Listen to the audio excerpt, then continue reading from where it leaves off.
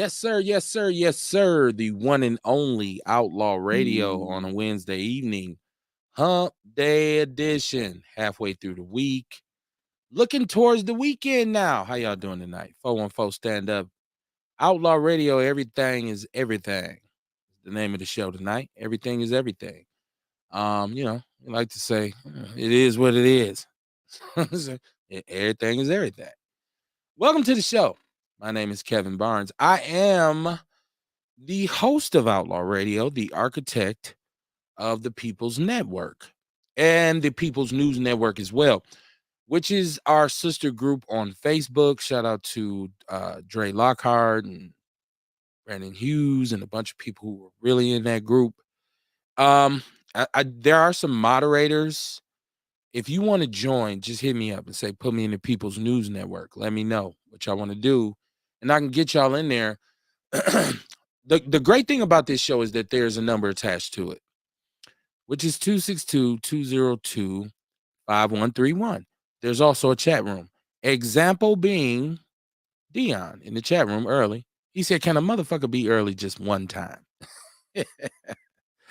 Dion's always in the chat room before I even start the show, right?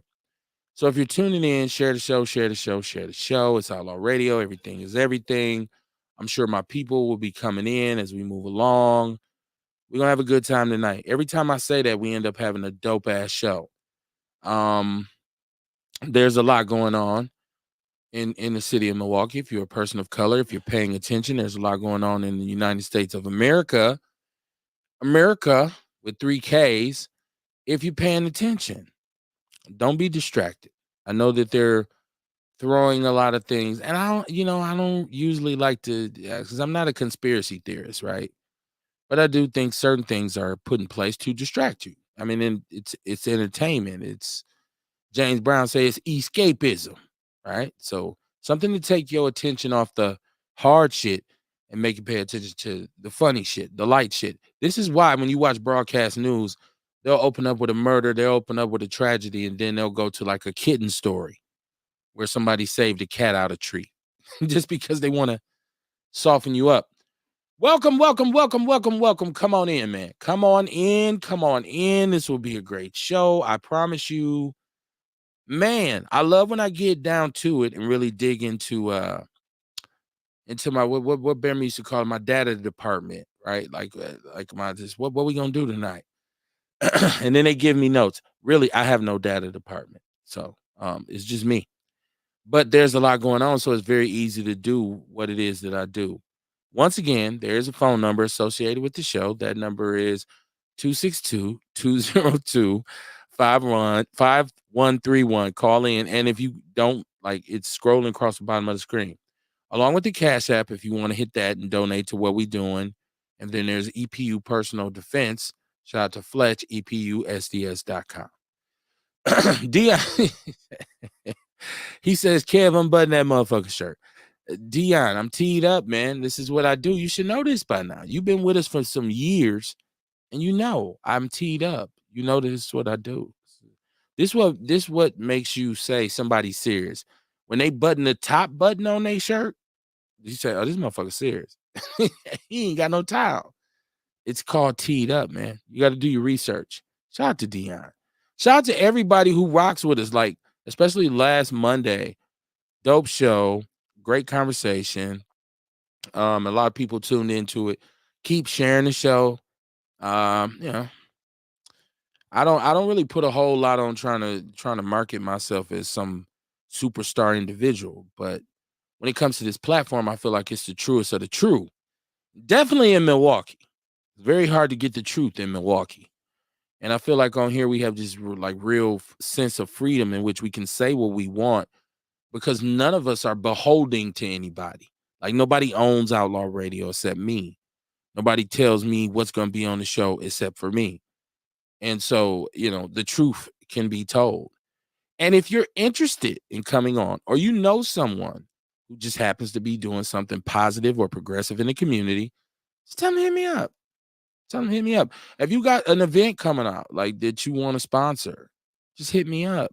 Like we say, I promise not to knock the stuffing out your Egg McMuffin. let's just do business. Let's talk about it. Let's get it done. Like I said, man, it's Outlaw Radio. People always ask me, well, you have a podcast, right? Like, because now having a podcast is like, having a couple pair of shoes, right? Everybody does podcasts. It just so happens that we started doing this thing in terms of establishing a platform for Black men 10 years ago. And people always say, well, Kev, man, I was looking on Facebook, dog. You got a podcast. What is that shit about? And I say, Outlaw Radio is about foundational Black Americans.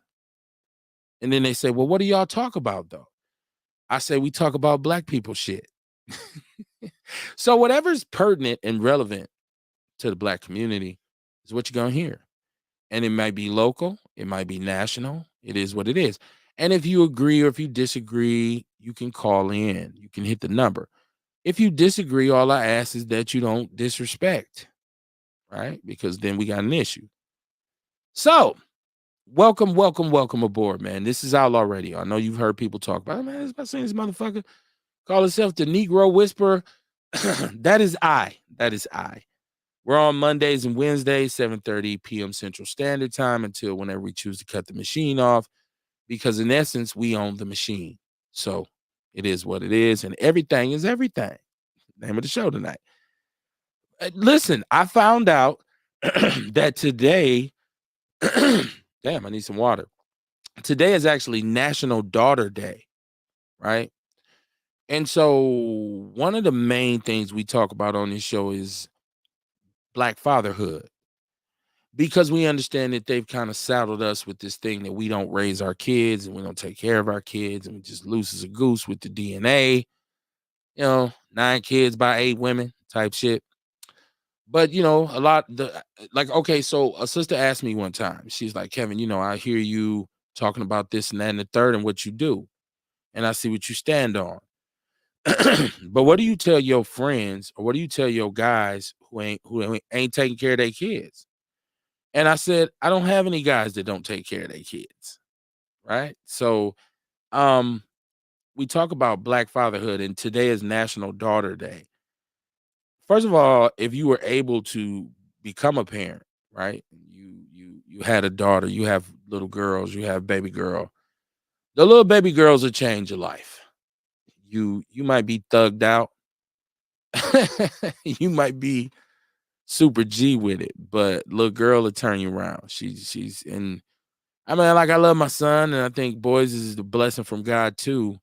But I just think the little girl changes you because she takes you. She is a female version of you, how you've never saw yourself.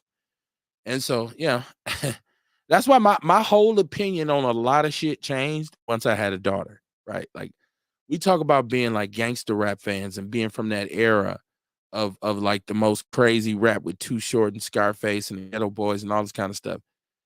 And a lot of that music I used to listen to then, I stopped listening to it because I have a baby girl. She grown now. But when she was a little girl, I would have her riding with me, and I can't have her listening to this, that, and the third. So I just play oldies. And she took that shit to heart. She's more on oldies now than I am, right? This little girl collects vinyl records. So shout out to my daughter, Taylor Chanel Barnes, in Minneapolis, doing her thing. National Daughter Day. Daddy love you. Now, if you hard ass brothers out there got little girls, you got baby girl, it's National Daughter Day. If you want to jump in the chat and say Happy Daughter Day, or if you want to call in and shout out your baby girl, we'll open the lines up. That's what we do on Outlaw Radio, because it's a lot about what I want to say, but it's also about what you want to hear and what you want to talk about as a listener, right? I couldn't be more cordial than that in terms of being a gracious host, by the way. But man, listen, so I think we can start. And I know, Dion, this is something you're probably really hot about, as well as several other people. This brother, Marcellus Williams, who was executed in Missouri yesterday, had been on death row for about 23, 24 years. And so the thing behind this whole scenario is that there was really no evidence to convict this brother. Like, they never really proved that he had done what he was accused of. As a matter of fact, the way the shit looked, he shouldn't have never been charged in the first place. We talking about DNA evidence. We're talking about corruption committed by prosecutors and police departments in which they filed evidence. Like, I should say corrupted evidence, not filed, corrupted evidence. And so it's looking like, yeah, well, anytime his date comes up, he should get a stay of execution. But they didn't give it to him, and he was executed yesterday. Marcellus Williams. A lot of people are upset about this, and this happened in the state of Missouri. First of all, I didn't even know Missouri still had the death penalty, right? And so, but the problem with this case is that it's one of those things that black people point at and say, this is one of the most egregious offenses because obviously he was innocent, right? Listen, they say when you go to court, reasonable doubt. If for any reason your lawyers prove that there's reasonable doubt to convict you, you should not be incarcerated. You damn sure shouldn't be given a death penalty. But then there's racial bias involved. It's all kinds of situations here with Marcellus Williams. I know y'all feel a way about it. So hit me up. Let me know how y'all feel. Please don't be ashamed to call in. Kamar, you just popped in. Said sometimes you got to pop out and show niggas, right? What's happening with you? Check your audio. Let's make sure you ain't on delay. Hey, sometimes you got to pop out and show niggas. There you go. Sometimes you got to pop out and show niggas. All right. Straight up. But Yeah. I didn't see too much about that. I didn't get a chance to dig off into it. It's horrible. What I will say about that though is like it's a lot of brothers that's in prison, not on death row, with cases where it's like they're obviously innocent. You know what I mean? But for some reason we can't get nobody to go back and open these cases up. You know what I mean? Well, it's not for some reason. We know why they won't. You know what I mean? Yeah, that's just sad though, man. Yeah, and just the interviews, because this has been ongoing. He actually received a stay of execution, I believe 2019, where it came down to it. But Missouri's governor, who everybody's on him now saying, why wouldn't you issue a stay of execution for this? When it's so much, like when they did the DNA testing on the murder weapon. I'm gonna explain the whole case. I'm gonna explain to you how this all laid out. Because, like Kamar, like you said, I hadn't heard, like I wasn't up on the specifics, but I kept seeing people mention it. So I went and did my deep dive, and I said, "Oh shit, this is crazy." So let me catch the chat room. Shout out to Miss Ann Floyd. How you doing? How you doing, sis? She said, "Yes, I've been watching the story." Hey, shout out to Joseph. I hope he's doing well up there. Shout out to Joseph. Joseph's a good kid. We always talk about the bad kids. Shout out to Joseph. Joseph is still in 2024. Yes, sir. No, sir. Type young man. Yes, sir. No, sir. Like, it's a good dude. He's running track. So shout out to Joseph. And he's super fast. 10,500. 10,4, I believe. She said none, and they all was saying the DNA said it was not him. That's the thing with this case. She said she was upset. And I think we all echo that sentiment. Listen, so in St. Louis, Missouri, there was I guess she was a journalist, like a TV reporter, and she wasn't anymore, but she ended up murdered in her apartment. And so they went, for some reason, they had these snitches who fingered him, but the snitches, see, Kamar, we talked about the other night, I was saying the character of the witness should matter, right? And this is a situation where these witnesses were paid. It's proven that they was paid. They were able to remain free. They were entirely compromised. And they got on the stand and testified him, and he was convicted on that. And they said, well, the reality is he had her laptop. Her laptop was stolen, the murder victim. He had her laptop and he sold it. But what they didn't say is one of the witnesses is the one who sold him the laptop, who gave him the laptop. You know what I'm saying? So they set this brother up so crazy. Oh my God. And then so they did DNA testing on the weapons, and they did all these different, because DNA is supposed to be what's meant to exonerate you. And none of it was adding up. And so, but he didn't get another stay. He was executed. Shout out to Mama Jenkins. Mama Jenkins in the chat room with us. Welcome to the show. She said, "Good evening, my outlaw family. No clear evidences, and her family didn't want his execution. The system is messed up like a man also with 34 felonies trying to run the country." Absolutely. She said, "Don't forget to mention the only black juror was dismissed because he looked like him." Yes, ma'am, he sure was. This is what I'm saying. On every level of this case, from jury selection to everything, it was all bad. And there's no reason, because like the family of the victim was saying, well, we don't believe he deserves murder. I don't know how they felt on, whether or not they thought it was him or not, but they said, we don't think he deserves to be executed for this murder. So the death penalty that we have in this country, should it not be abolished just on the fact that the justice system has shown bias in convictions for people of color versus their white counterparts for the same crimes? I don't know if I said that too fast.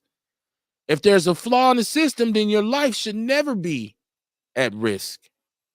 Because like Kamar just said, there's brothers who ain't on death row, who's sitting somewhere right now. We see it all the time.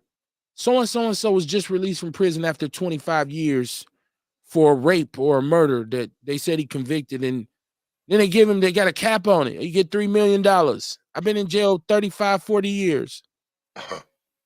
You just gutted my whole life. Here go $3 million. Pay Uncle Sam out of it. You got 1.5. For the 40 years you lost of your life, right? Gone. And so here's why on Outlaw Radio with this presidential election, we wasn't tripping on who was black, who was white, who was Indian, who was Jamaican. We was tripping on the fact that nobody is demanding this the reform of the justice system, law enforcement reform, the qualified immunity. We so lost in whether or not she's fucking black, and we're not even asking her the real questions. Like, okay, fuck whether you black or not, Kamala, what you gonna do about this? Because you were an attorney general, you were a prosecutor, you've been a tool of the system. Now, if we're gonna challenge her record on what she did as a prosecutor in California, that's how we should come at her. You know the ins, the outs. Should we inform you on the ratio of individuals who are sitting behind bars who really didn't get what they call due process? That's what I'm saying. I wouldn't give a fuck if you wash your collard greens in a bathtub, a hot tub, a foot rub, in a fucking toilet, scrub a dub. I wouldn't give a fuck. What you gonna do about this? Another example. In Missouri, the show me state, right? Rest in peace to Mike Brown, Ferguson, Missouri. We all know that. Injustice after injustice after injustice, and we're worried about whether or not she's black. We care what Janet Jackson think. Get the fuck out of here, man. Welcome to Outlaw Radio. Come on, how you doing tonight? I was on my soapbox. I'm good, man. Yeah. I'm good, man. I'm good. You know me, man. You know what I mean? I'm enjoying the show, enjoying the ride, all that. Okay. I just, wanted to make sure I acknowledge you because I was already wired when you came in, Yeah, man. I done tapped in once already. But yeah, man, that shit is crazy. But again, this is something that, we shouldn't be really surprised about too much, right? Well, no, you're right in that. No, we shouldn't be surprised, but we should be pissed off and fed up about it. You know what I'm saying? Right.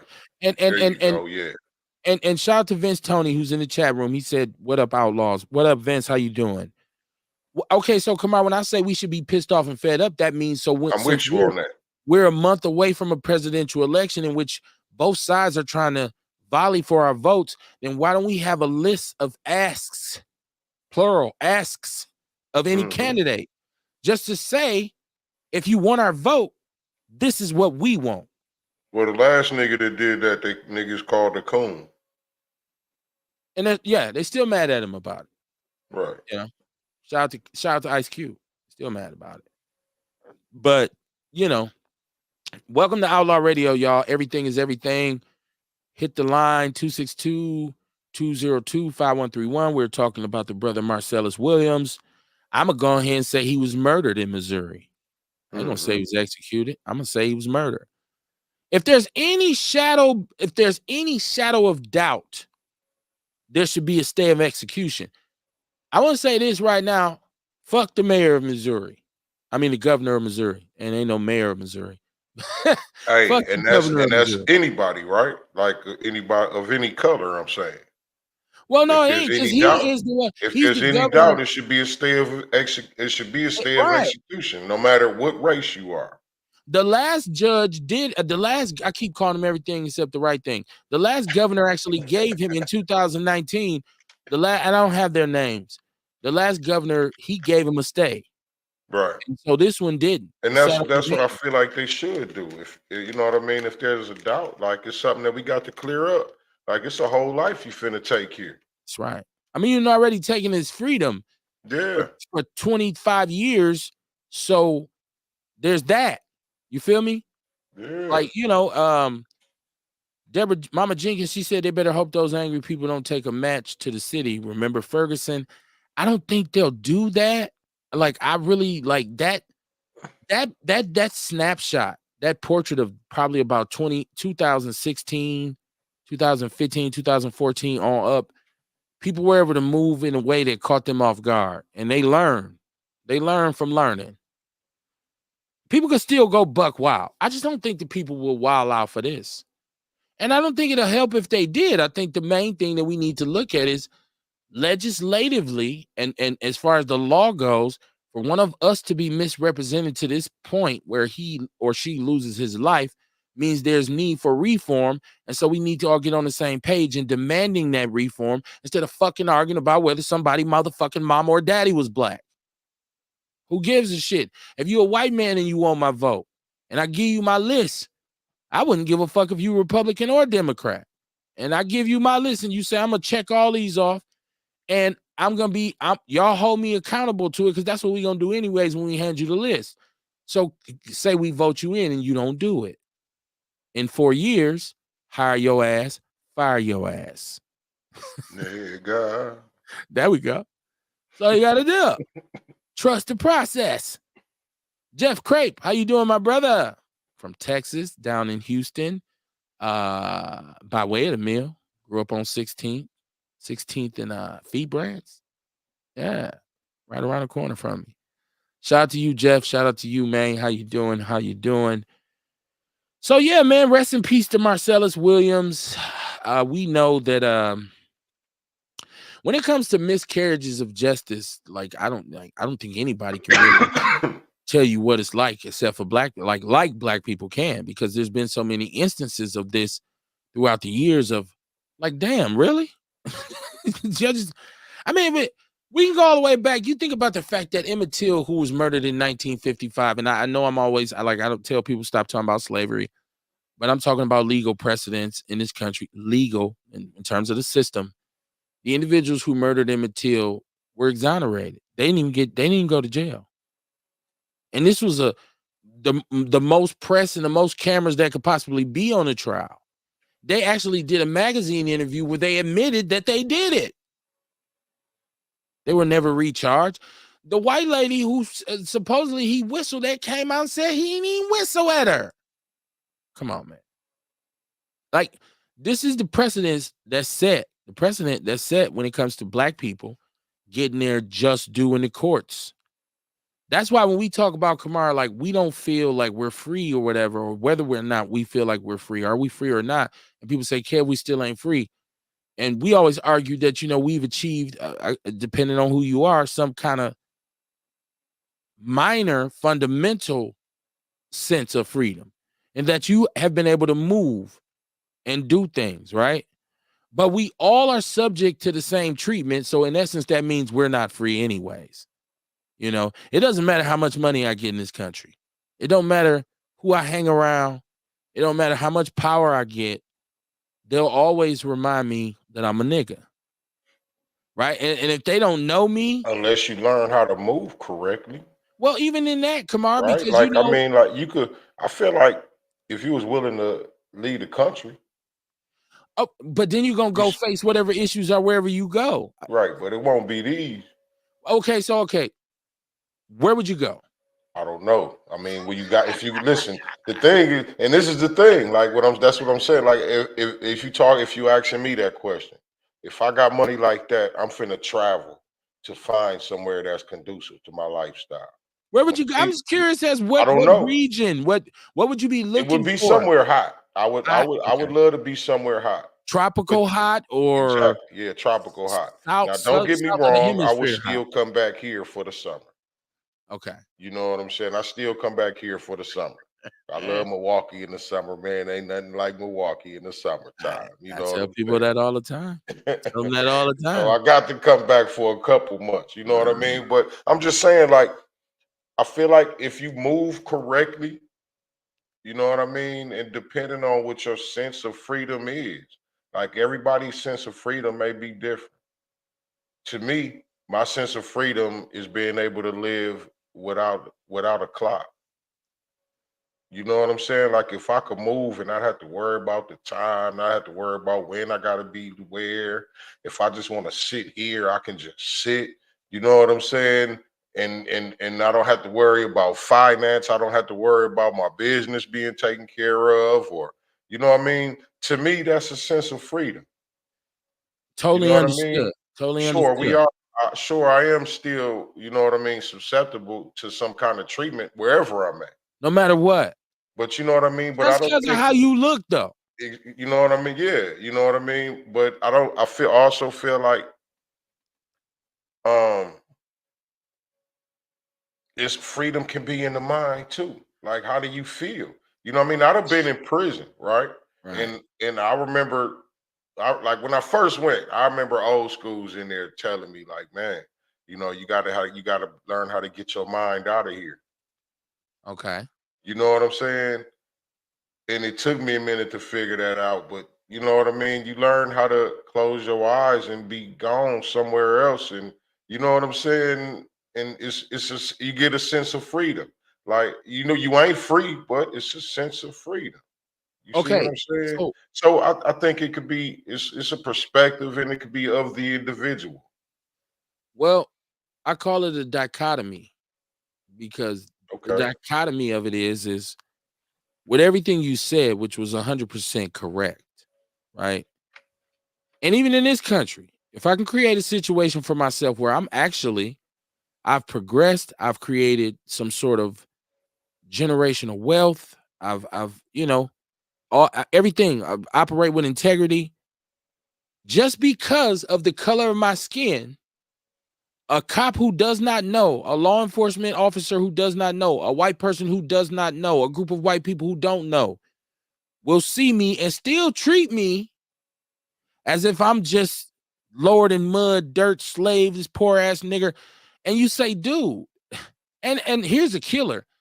Even if you have achieved this level and you have your own attorneys and you go to court, sometimes those individuals who don't even have money, more like the wealth you have, but because they're white, they'll get off for fucking you over. It is just and even if I'm leaving America, I'm leaving America. The one thing you can't do is wash off blackness.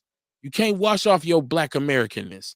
Everywhere you go, they're gonna say, you ain't from where you from America. You from America, ain't you? Yes. Because black people are the only true Americans. We are the only race that was created by this country. Everybody else is where they're from. I'm from Haiti. You're Haitian. I'm from Jamaica, man. You're Jamaican. I'm American.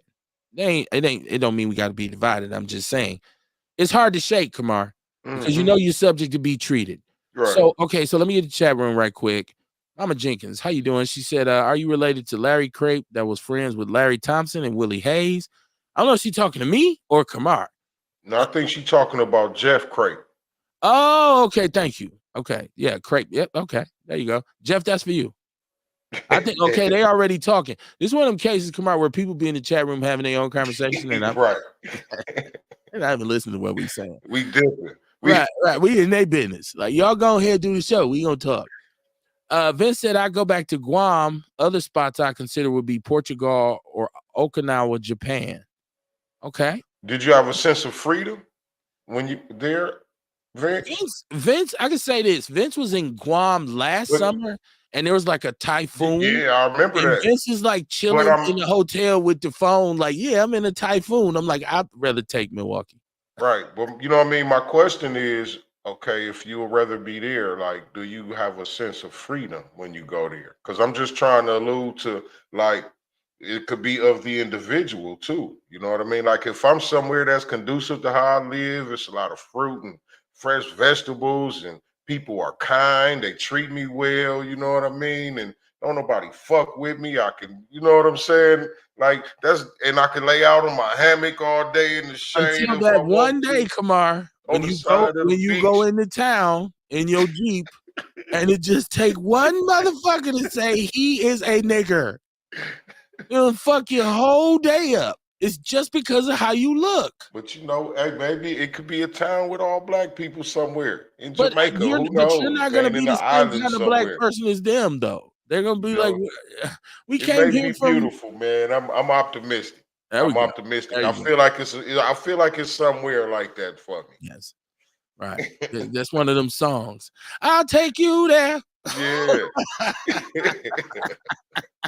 That's how I feel. That's how I feel. Hey, It's I'll take somewhere. you It's there. somewhere. Zoom, right? I Yeah. like to fly far away from here. Y'all better Straight go up. listen to Zoom. It's somewhere, Cam. I'm telling you. Jeff Crape said, inbox me. He's talking about, now I'm going to put their conversation on blast since they won't do it on our show. Said, inbox me. Almost every crepe is related to me. I need to know who else is related to. I need to know a few more people. He went family. Is he LC son? You know, everybody got an uncle named LC. The fuck does Right. LC even say? Cunt LC, Uncle LC. Like, if you know LC, usually you related to everybody. Yeah, I know LC. He be down there in Burleigh. He said, my bad, I'm on y'all form. It's all good, man. Y'all go ahead and get to know each other. D on the phone should be working. There we go. Just on point. Well, hold on. Somebody beat Dion to it. Live on Outlaw Radio, what's on your mind? Yeah, definitely got to beat Dion because Dion gonna go. He got off. Vince Tony, the agitator, is in the building. What's going on, agitator? No, I wanted to answer Kamara's question in reference to Guam or any place else that I've been. Guam is definitely. I spent the first probably 8 years of my adult life out of this country, and I landed up in Guam where I was there for about 6 years, and a sense of freedom. First of all, as a child here in Milwaukee in 11th and Center, the men kind of, and the community, the village, separated us from the racism and the things that they went through. We didn't have to go through that necessarily. We didn't learn about it in depth. But being out of this country was where I grew up and became a man. And in Guam, you know, the Guamanians are, some of them are light and some of them are dark as us, but they are definitely our brothers. And what I'll do is when I get a chance, I plan on doing it is I've got 2 videos where I interviewed a Guamanian. He's talking about their existence and freedom. I definitely felt free over there. I didn't feel anything about racism until I got back here. I didn't know exactly what racism is because we were shielded from it. And in Guam, to give you an example, a Guamanian did call me the N-word. And one of the elders in Guam pulled me to the side and she says, hey, don't even worry about what he said because he didn't even know that word until the white man got but here. See, that's my point, Vince. Like, as peaceful and utopic as it is, and I'm walking on the beach and I'm free, I've left America, I've broken the chain, and then the Guamanian says, nigger. Do that mean you ain't free? That don't mean you ain't free. No. I'm not saying it doesn't mean you're free. I'm not saying that. What I'm saying is it's the same shit. And it comes into play. The same shit. Okay. It wasn't the same shit. Okay. At all. Guamanian have a sense of who they are, something that we don't have. And so it's cool for him to call you a nigger. Huh? So it was cool for him to call you a nigger. Well, he didn't know what he was talking about. He didn't even know what the word meant. until the white man got there, just like the rest of the world. They depict us as But he niggas. said it. I There was got one. by him saying it. There was intent there, Vince. There was I he was. got one. It was ignorant. Maybe we should try and It free was ourselves ignorant from the because word nigga. If that's a because trigger. Or maybe somebody shouldn't say it to You me. did, but listen what I'm saying. I see what you're saying, Kev. Yeah, they should wash their ass. They wrong. But you know what I mean? If we could free ourselves from letting the word nigga trigger us, yeah, that's a exactly. sense of freedom too. I was triggered by it and was ready to go down with it, fisticuffs. But the Guamanians, the elders that know better, and we have to understand even here that our elders are disappearing and we don't really know what their stories are, and how their existence became, and the fact that, and what I learned the most my last trip to Guam last year is how much we don't know about ourselves. The Guamanian, I interviewed a guy. He's putting together artifacts of who they are. They're not Guamanian. They're Chamorro. So in colonization, people come in and they take everything that you are, which we never know or never knew exactly who we are or exactly where we came from. They do, and they're researching that to the nth degree to find out that 1,000, 2,000, and 3,000 years ago how they existed and how and what But Vince, colonialism. Yes, sir. don't we have the same information? I hear black No, we people. don't. Hold on. I hear black people all the time discussing, even when it comes to Africa, because like I said, I identify as a foundational Black American. I'm American. I'm a Black American, right? And so, but the discussion, the knowledge is there. As a matter of fact, we've discussed on this show all the way back to Kemet, why Egypt and Kemet were two separate things. Why, when they say Egyptians aren't black, it's actually true because Greece conquered them, and that Egyptians wasn't the Kemet people. Those were the black people in Egypt. Yeah. We go over this all the time. When people say we don't even know who he is, well, the knowledge, the information is there if you want it. It's not like it's hidden from us It's still. not. So It's not that accessible. And what we're doing is we're reading their books until you go to Egypt and you talk to the Egyptians and you find out what the real truth is, because we are everything that we know. I didn't go to Egypt to learn that. I talked to Kamar and found that out. Well, I'm saying that That's you how have easily to go. accessible it is. I was literally at the Sherman Phoenix. It's just on Fond du Lac. Yeah, but it's everything that we know is not to be true. Well, I guarantee you everything they saying ain't true because it's word of mouth. You got to remember, black people revolutionized writing things down. We started, didn't we? Right? Historically, didn't we? Higher education is an invention. But so I would trust my history when I can talk to somebody who's really in the know, as opposed to a Guamanian who heard it from somebody who heard it from somebody who heard it from somebody. Shout out to the Guamanians, Vince. I'm not trying to knock your freedom over. I'm not. I'm an asshole, so I got to be counter. But I hear you. Hey, I get what you're saying. But I mean, so when you asked the word about freedom, I was definitely felt free. And when I was back over there, I felt free. You know when I felt free? I'm going to tell y'all when I felt free. I felt free last night. Sitting in my garage, chilling, enjoying the night sky with no drama, no problems, no conflict, no tension, no hate, no fake love, nothing. Just me and some animals, some beer, and I ain't gonna tell you what else. Hey, I've been in the garage. You know why I felt free? Because I was minding my own business. Mm-hmm. Wasn't nobody fucking with me. Come on now. And I think no matter where you go on the planet, that's what you're looking for. It's that song. Sometimes you want to go where everybody know your name. Everybody wants to be comfortable. Here's my thing. In Milwaukee, being from Milwaukee, people, I get the fuck out of here. Fuck Milwaukee. If you got a trash bag mind state in Milwaukee and you move to Houston, now you just in Houston with a trash bag mind state. And you might be surprised that if you apply yourself, Smokey, you'll be okay. I get it. Sometimes this city can put a cloud over your head because you will encounter so many travesties and injustices. And if you're in a family where that's just the norm, it might do you some good to say, let me separate, refocus, reestablish, and then move forward. I'm just saying what we're all looking for is the ability to be comfortable. You don't want no trouble. And that's what white people don't understand. Most black people ain't even violent.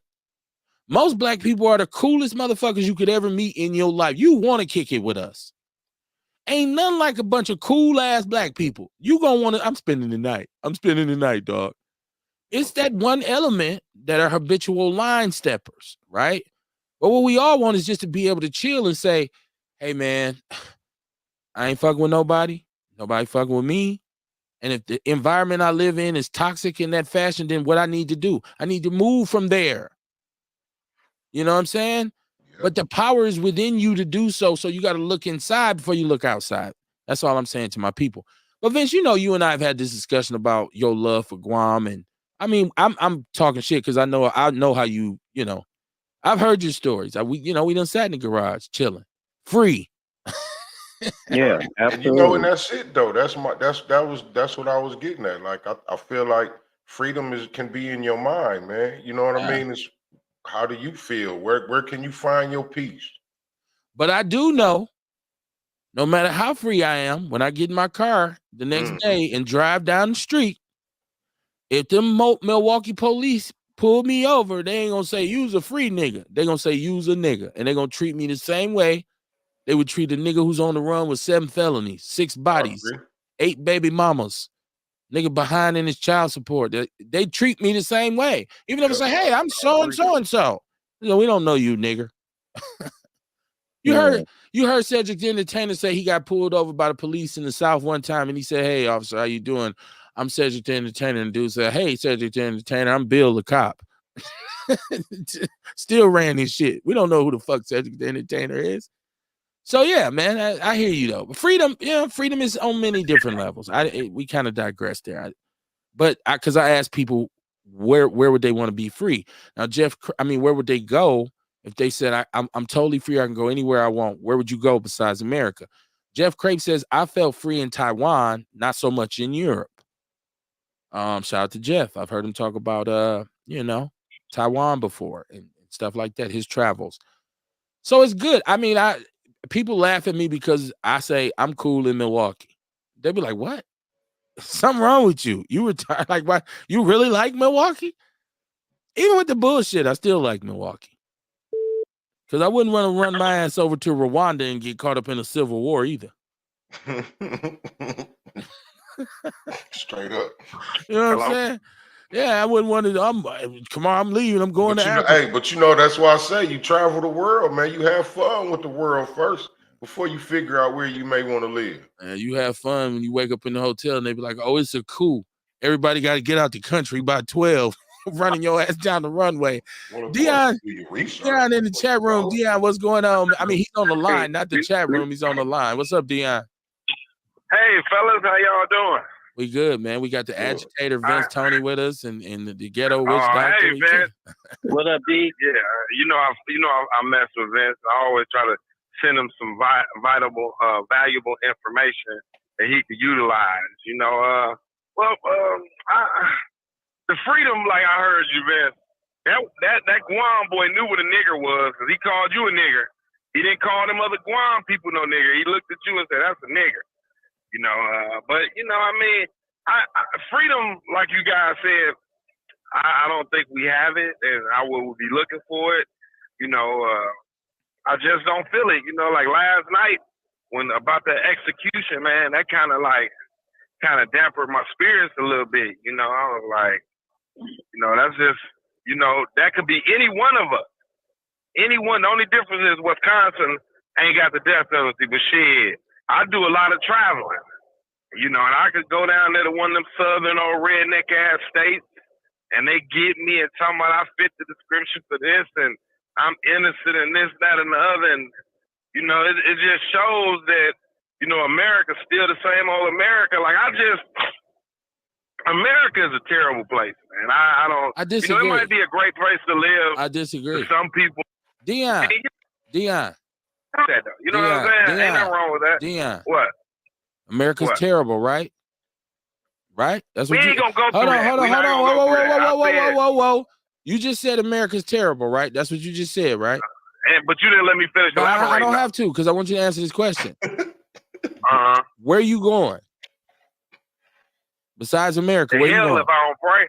Well, you know what? Where They you say want to to hell. move? Where you going on this planet where it's all good? Since America's terrible, where you going? Because we want to know. We gonna I move ain't gonna with lie. you. I ain't gonna lie to you. If I had the money, I wouldn't mind moving to Afghanistan. Afghanistan, okay. Oh, that's a good one. I'd be damned if I That's go there. good. See, See, the thing is, now this is where I hear Kamar saying, "I'll be damned." We don't know. We don't know how Afghanistan is. We don't. We ain't never been. We don't even really know how Africa is. Dion, they show us all these old fucked up pictures of Africa. Dion, what part of Afghanistan would you live in? What part? What neighborhood? Were you on the east side or the west side? I don't know. I want to live in the mountains. I would want to just be off the grid. So you want to live? If you could have your way, you would move to the mountains of Afghanistan. But I gotta have some money though. So if I could get what I need and all that. Don't add to it. Don't be talking about I need an air mattress and all this kind of shit. You just said. When you get there, you say I need air. You ain't going to Walmart in Afghanistan and get what you need so you can go back up in the mountains. Afghanistan but is you different. know what though? I was looking at a lot of those countries ain't too bad, like Turkestan, Uzbekistan. You know what I'm saying? Like you don't hear too much. You don't like white people. You don't like white people, but you want to move to Eastern Europe. That's what you saying. Those are not white people over there, though. What the fuck are they? Russians ain't white people. They are not white people, though. I forgot what the name. They like Syrian. They're not Syrian. I forgot what they call them. Do you know how big neo-Nazism is over there? Uzbekistan, Turkestan, Kazakhstan, those are not European countries. That's in Russia. That's the old Soviet Union. That's Europe. Those are not European countries. Where's Russia? Russia ain't in Europe? Those are Turkish countries. Is Russia in Europe? Where's Russia at? Russia is in Asia. Russia, okay. But them ain't white people. Yeah. They ain't white. So Russians are Asian is what you're saying. Uzbekistan, Kazakhstan. You can say it. I hear you. I watched the Olympics too. I know they got a basketball team. You would live over there. You gonna move to Uzbekistan. That's what you telling me. If you got money, if you hit the lottery tomorrow, you Kev, I'm out of here. I'm going to Uzbekistan, but I don't like white people. But it's not white people over there. They like a mix. They like a mixture. They ain't melanated. Of There's no melanin in their skin. They are not. Okay, look, check it out. Before you say things like that, do a little research. See what the population of people over there. So Uzbekistans are black. So I didn't say they're African American. What you talking about? Do some research. I said they're like African. Turkish people. Are Turkish people? Do they have African lineage in them, or did Hannibal go there? Hold on, Kev. Right. Bitch, get the fuck over, God. This motherfucker, man. I swear to God. These white people don't know how to don't talk about white shit. people. Don't you dare talk about white people when you want to move to Kazakhstan. Stop it. But anyway, though. No, man. You know what I'm saying? No, man. Like over there, like, what is going on here? I don't know. I think, I don't know, because my guy keep calling me. I don't know what's going on with him. I think you need to answer that call and tell him that you moving to Uzbekistan. Now, hold on. Let me get my chat room. Dion, you crazy as shit. He said, you crazy. This motherfucker said, we went from Afghanistan to Uzbekistan. Jeff said, bro, crazy. He said there are countries that people look exact the same and kill each other over religious and ethnic differences. Russia is in Asia. Okay, that's cool. But they're still white, though. They're not. There's no melanin in their skin. They're not European. They're not European. Europe ain't the only place white people come from, because they come from Ireland. They come from all kinds of Italy, everywhere. Ireland is a part of Europe. White is non-melanin. Anybody that doesn't have melanin in their skin is white. I don't give a fuck what continent you from. Just like anybody who got melanin in their skin has some African in them somewhere, but they're not black unless they come from America. So you telling me the people over there in Nepal and Pakistan and India? They Indians. They're Indians. But that's how you. No, they're Indian. They are Indians. They come from India. I just said if you German, you come from Germany. But you said the people that are non-melanated though. Indians have melanin. What are you talking about? They live in the sun. They're not white. They're more olive. They're more not white. olive Indians are colored not people. white. They browner than brown. They're brown people. They have melanin. They live in the desert. Come on, man. Catch up, Okay, Dion. but check it out though, Kev. This is how I feel about certain things. We haven't been to none of those other countries. Like, say for instance, like how Vince broke down Guam. You understand what I'm saying? I thought Guam was like a province or island of the United States of America. You feel what I'm saying? But we haven't been to those other countries. The United States, that's why I said the country is fucked up when I said that. It's not about, it's like the United States is a motherfucker that throw a rock and hide their hand, baby.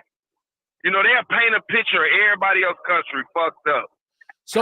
So by that logic, by that logic, you think if I get to Ukraine or as Uzbekistan, it ain't gonna be like it was on the news. Shit gonna be sweet. It's gonna be like, oh, they was lying. That's what you're saying.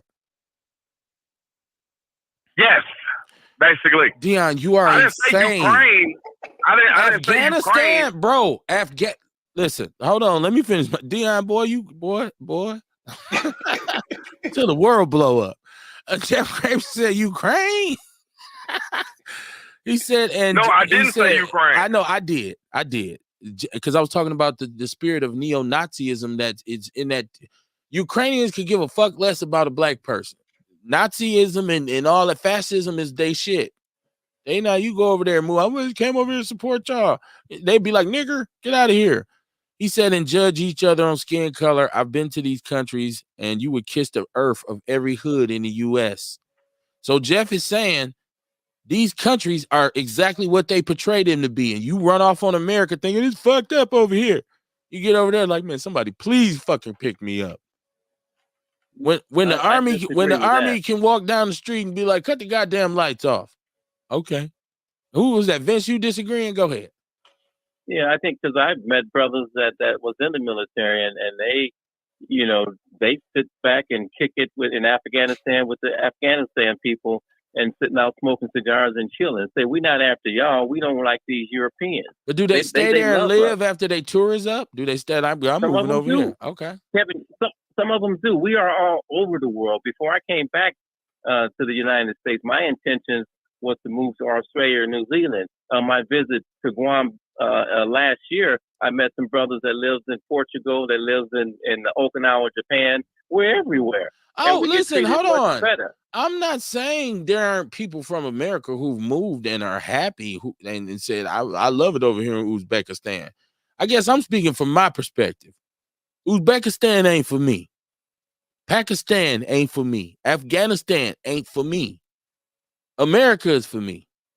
And the fact that we want to run off and leave what really is our birthright. Because I love to hear black people talk out both sides of their neck about how we built this country and how we this and we that. And then they say, I'm moving to Uzbekistan. Well, if this is us and we say we built this country and why ain't we staying here fighting? Why we running? We built it for them. Maybe it ain't all running, but maybe it's also experience. Like experiencing the world. Okay. I mean, it's like I say to anybody. They say, Kev, you still in Milwaukee? I say, me too. I am. And they say, I don't want to be here. And I say, for real? And they say, I'm leaving. I don't say, oh, no, you should stay. I'd be like, when are you leaving? Anyway, I don't care where I'm at. If you don't want to be there, if I'm there and we both there and you don't want to be there, I'm going to tell you, well, you need to get the fuck out there. Bye. That's me, though. Like, once again, y'all going to understand, I'm a pessimistic, cynical asshole. And so a lot of times my views are slanted. It's that disclaimer that we give. The opinions expressed on Outlaw Radio are solely those of the motherfucker that said it. Know who to be mad at. I'm saying we don't need to go nowhere. We need to plant our flag and fight and get what's ours. We don't got nothing else. Black Americans, the only thing we owed is this country because we built this motherfucker. Now, you said we built it for them. You said we built it for them. And the only people that's fighting over here, we fighting each other. We ain't fighting for the cause. Well, that's not true. You fighting for the cause. You ain't who you fight. You always fight, Vince. That's what you do. Yeah, I'm talking about together. It's people when you go to places and fight, there's people who stand with you. There's people who feel they feel your opinion, Vince. They feel your perspective. You got influence on people because you was fighting motherfucker. Vince, the only I ain't gonna call him no nigga. The only brother I know who will sneak in a mayor's press conference and act like he's a reporter. Vince don't work for no TV station. He in there asking the mayor questions. You are fighting. More people should follow your example. But if you leave, then we deprive one less voice, Vince. You just talked about the elders leaving. You are an elder. So if you leave, look how many young brothers behind you, they ain't gonna never get to blessed by your knowledge and your wisdom. That's why we can't leave. Hey, Are you gonna stay here? You mentioned birthright. The earth is our birthright. There we go.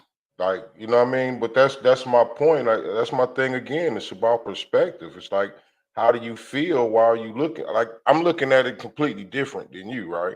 Absolutely. Like, I want to have a place somewhere. I want to travel the world. I want to see different things. You know what I mean? I like to stay in different places for a few months here and a few months there. And Yeah. you know what I'm saying? I just want to experience some more shit, some new shit.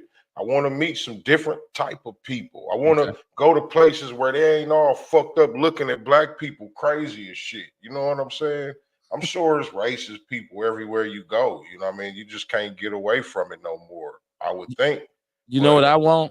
But again, like I said, I want to be able to travel, man. I want to see different stuff. And you know what I want? I want America to do right by me and my people. That's what I want. I don't want. It might not, but Bucharest ain't gonna do it for me either. Uzbekistan ain't gonna do it for me either. I'm closer to it here than I believe they won't. I know they won't. I know they won't, and I'm not giving them a chance to. Well, that's why they won't. Right. That's why I know I'm right. You know how I know they won't? Because I will never be living in no goddamn Uzbekistan.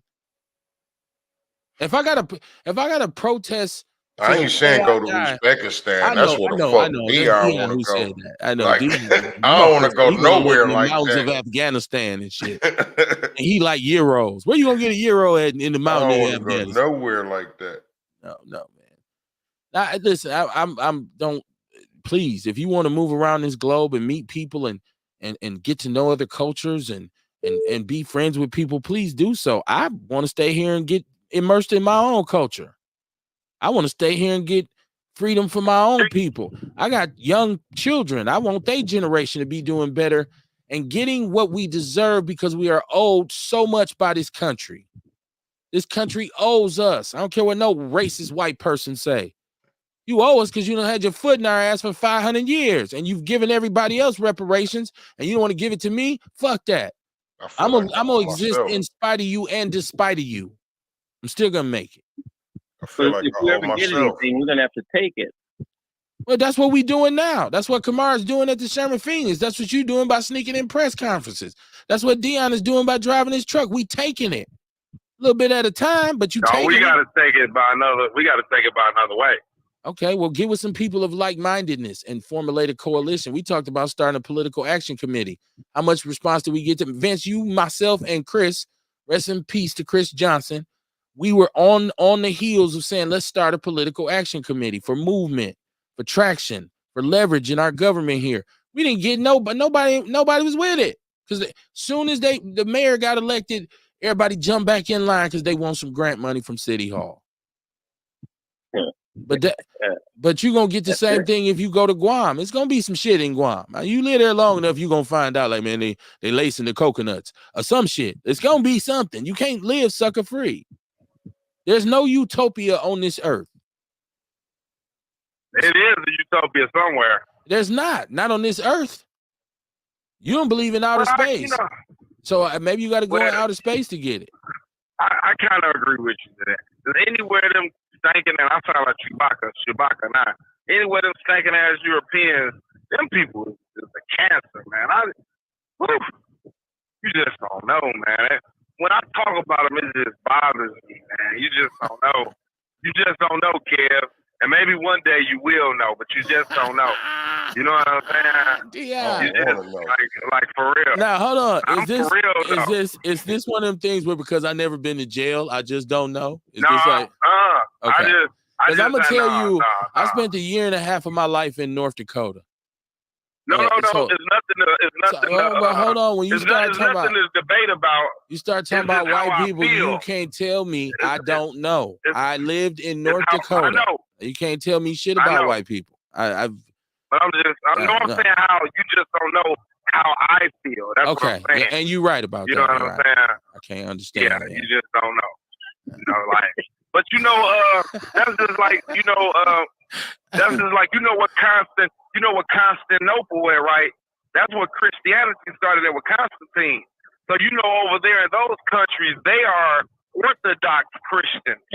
They do the real Christianity. But are you a Christian? Are you a Christian? Man, listen. Hold on, Dion. Are you a Christian? No. Okay, so how would you know what real Christianity is? I know it ain't over here in America. How do you know that? You're not a Christian. You just said they doing the real, but you're not. Let me tell you why. Because we are not from America, and the Europeans are not from America. The indigenous Native Americans. What does Christianity have to do with being from America? Because Christianity wasn't made in America. It wasn't made here. That's what you just said it came from Constantinople. So it ain't no real. So it ain't no real hip hop outside New York because it was invented in New York.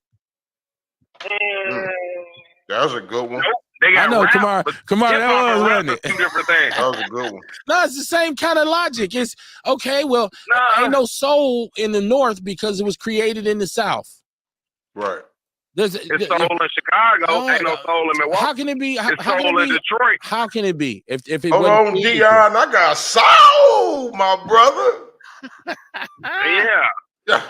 Ain't no funk in the East because it was created in the West when it was actually created in the Midwest by James Brown. I'm just saying, Dion, you can't speak on something you have no understanding of. You can't speak on Christianity if you're not a Christian. So how would you even know what any other principles are? Wait, okay. First of all, I have studied theology before. Okay. So therefore, what denomination? What denomination? What denomination did you study? Hold on. What you mean theology? Well, no, but there's denominations even within theology. I didn't study no denomination. Okay, so did you study? You study Islam? I didn't study Islam. I studied Christianity, and I know that Christianity is the earliest form of religion. Islam that's what is older than Christianity. Right. So you just said it's the oldest, and then you try to Dion, stop it. No, because you're not letting me finish, you just finished your statement. You said Christianity is the oldest, and then you had to say Islam is the oldest. I did not say Christianity. No, I did not say Christianity is the oldest. Didn't he say that initially? I said Christianity did not originate. I'm talking about after that. I didn't say that, Kevin. How you gonna tell me what I said? I just heard you say it. Common sense. We all heard you say it. Well, listen. Christianity is not older than Islam. So put that on the record. We knew that when you said Christianity was the oldest. If you would allow me to finish, I was saying that Christianity didn't originate over here in the America. What does America have to do with Christianity being what it is? If you just said it, so what does America have to do with it? Because you brought up all these other things like hip hop. Hold on. I know I was giving those are metaphors. Those are examples. Those are talking points. Now hold on, Dion. And I'm telling you. Let me give him a chat room. Because we're gonna be going at this shit all night. Jeff says, I agree, Kev. There's no utopia. He said it's not true. Christianity is new because you had said Christianity is the oldest. Jeff Crape said, yes, sir, you did say that. Mama Jenkins says, yes, you did, Dion. Yep. No, I didn't. No, I didn't. Kamar's even saying it in the background like I heard you. Listen. I wouldn't give a fuck if Jesus Christ came down here and said it. You don't know nothing about Jesus Christ because you ain't no Christian. Don't use his name. That's what I'm telling you. What I didn't say. If I wasn't getting interrupted, then they would have heard what I said. You just said it. You said it, Dion. Everybody telling you said it. I don't care what nobody said. I'm telling you what I didn't say. That's just like everybody thought that motherfucker guy was.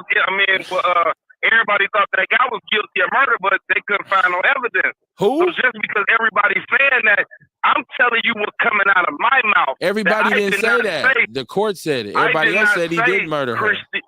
I did not say Christianity is the oldest religion. If you wouldn't have been interrupting you me, did say it. You did say it. You did say it. Well, I ain't.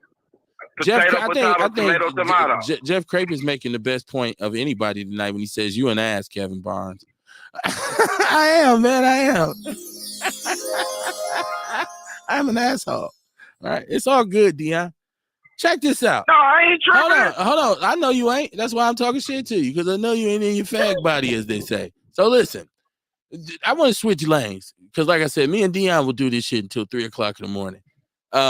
Y'all see, we talked about Michael Eric Dyson the other day, and he was, the news came out that he got caught DMing the racist white politician lady, and he was caking in her DM. Right now, what makes this funny is Michael Eric Dyson has written several books about his love of the black woman.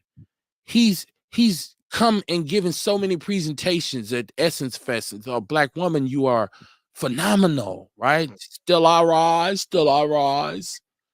And then he wrote the love letter last year to black women, apologizing for the way black men have been acting.